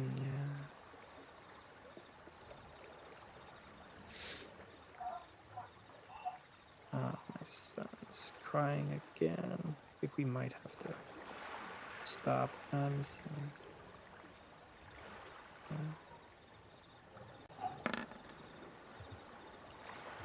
Okay. All right. So. Okay.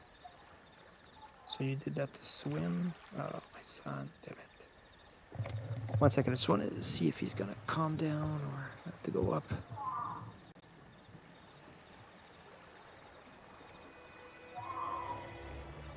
Yeah, I think he's not coming down. Okay, here's what we're gonna do.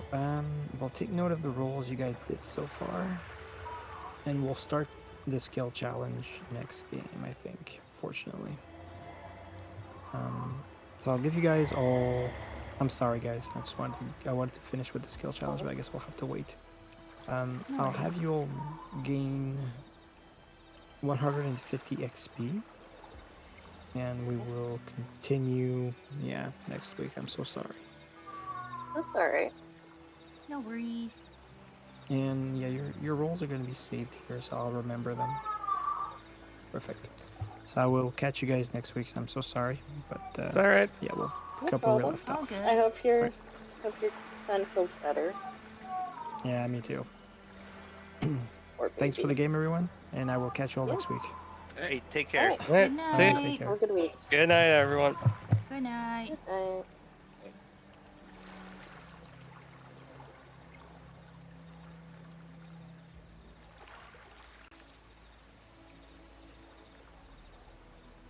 All right, so there's just me now. Let's see. I was thinking of playing a different game since I will be up like almost all night. So either I raid out right now so you guys can continue watching D&D stuff, or I just switch it up to a different game. Let's see. Oh, oops. Closed that too soon. But that's fine. You know what? Let me just end this stream for D&D, and then I'll just switch to a different game. Yeah? Sounds good. Okay. I will be right back with a different game. Let me just change the title right now. Let's see. What shall I play? You know what? I'm in the mood for a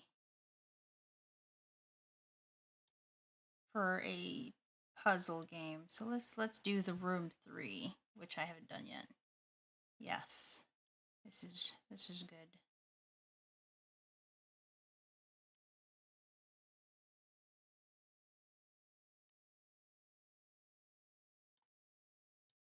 Okay, let's see now. The Room. Chill. What about an RPG one? Like what? What do you want to watch? What do you want to see?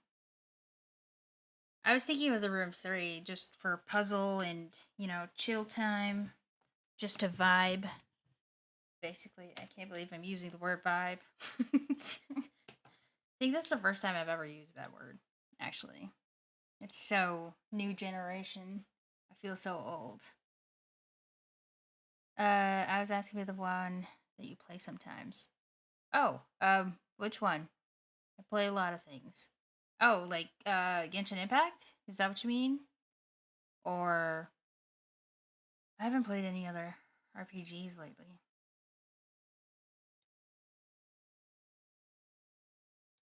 Well, I guess last night, Guild Wars is an RPG. I just started playing that one, but I kind of want to play with Max with that. Try to catch fish. Oh yeah, so Breath of Fire 4. The thing with that is I haven't set up my PlayStation, so I can't really play it yet.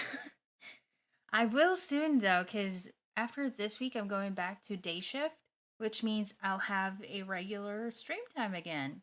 And I'll put that back to Monday nights. Oh yeah, I never finished that. Yep, you're right. I think if I remember right, I'm halfway through the story. But yes, that is definitely coming back. I'm gonna say the Monday after this week, which is, let me look at the calendar real quick. That's coming back on the 12th. Yep. So that is coming back on the 12th as one of my regular stream schedules. So that's going to be on the 12th of December, which is a Monday night. And we can start off with fishing again. Just so I can get back to it. And then I'll continue with the story. Yes, look forward to that on the 12th. Good night, Token. I'll be here, dude. Oh, wait. Are you still playing Darkside?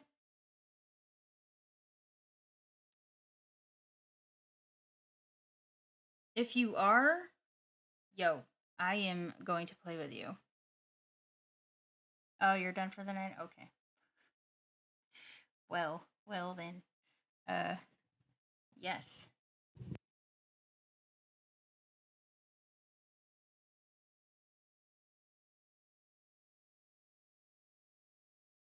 Oh no, don't be sorry, dude. I'm just looking for a new game to play.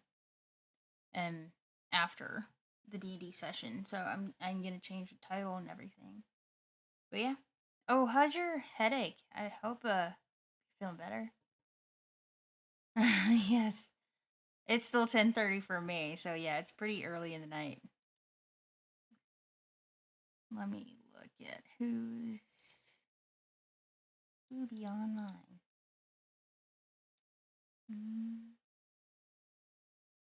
Doesn't look like Metal is online. Yeah. Headache is all gone, just the grogginess. Okay. Yeah, oh, that's nice. That's, well, better, at least. Very least. Oh, okay. Yes, I hope you have a good rest and sleep well. And sweet dreams. Yeah.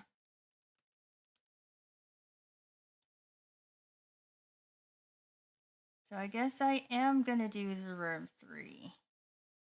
Just cause so I can get it out of my to-do list, or my my backlog of games. So let's see. The room 3. I don't know how long this is gonna take me.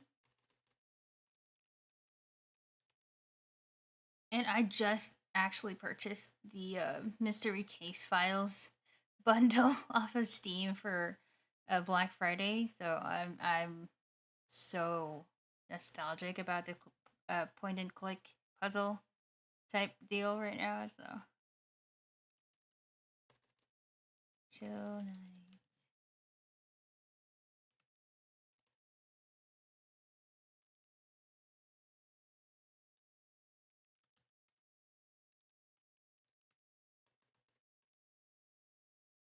Room 3. Will I finish it tonight?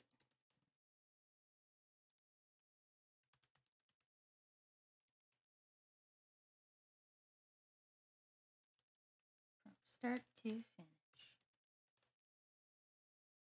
I wonder how long that's gonna take me, honestly.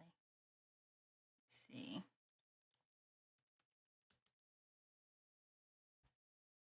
Okay. Right click. Removing that. Putting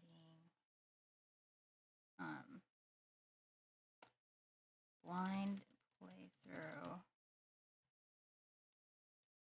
First playthrough.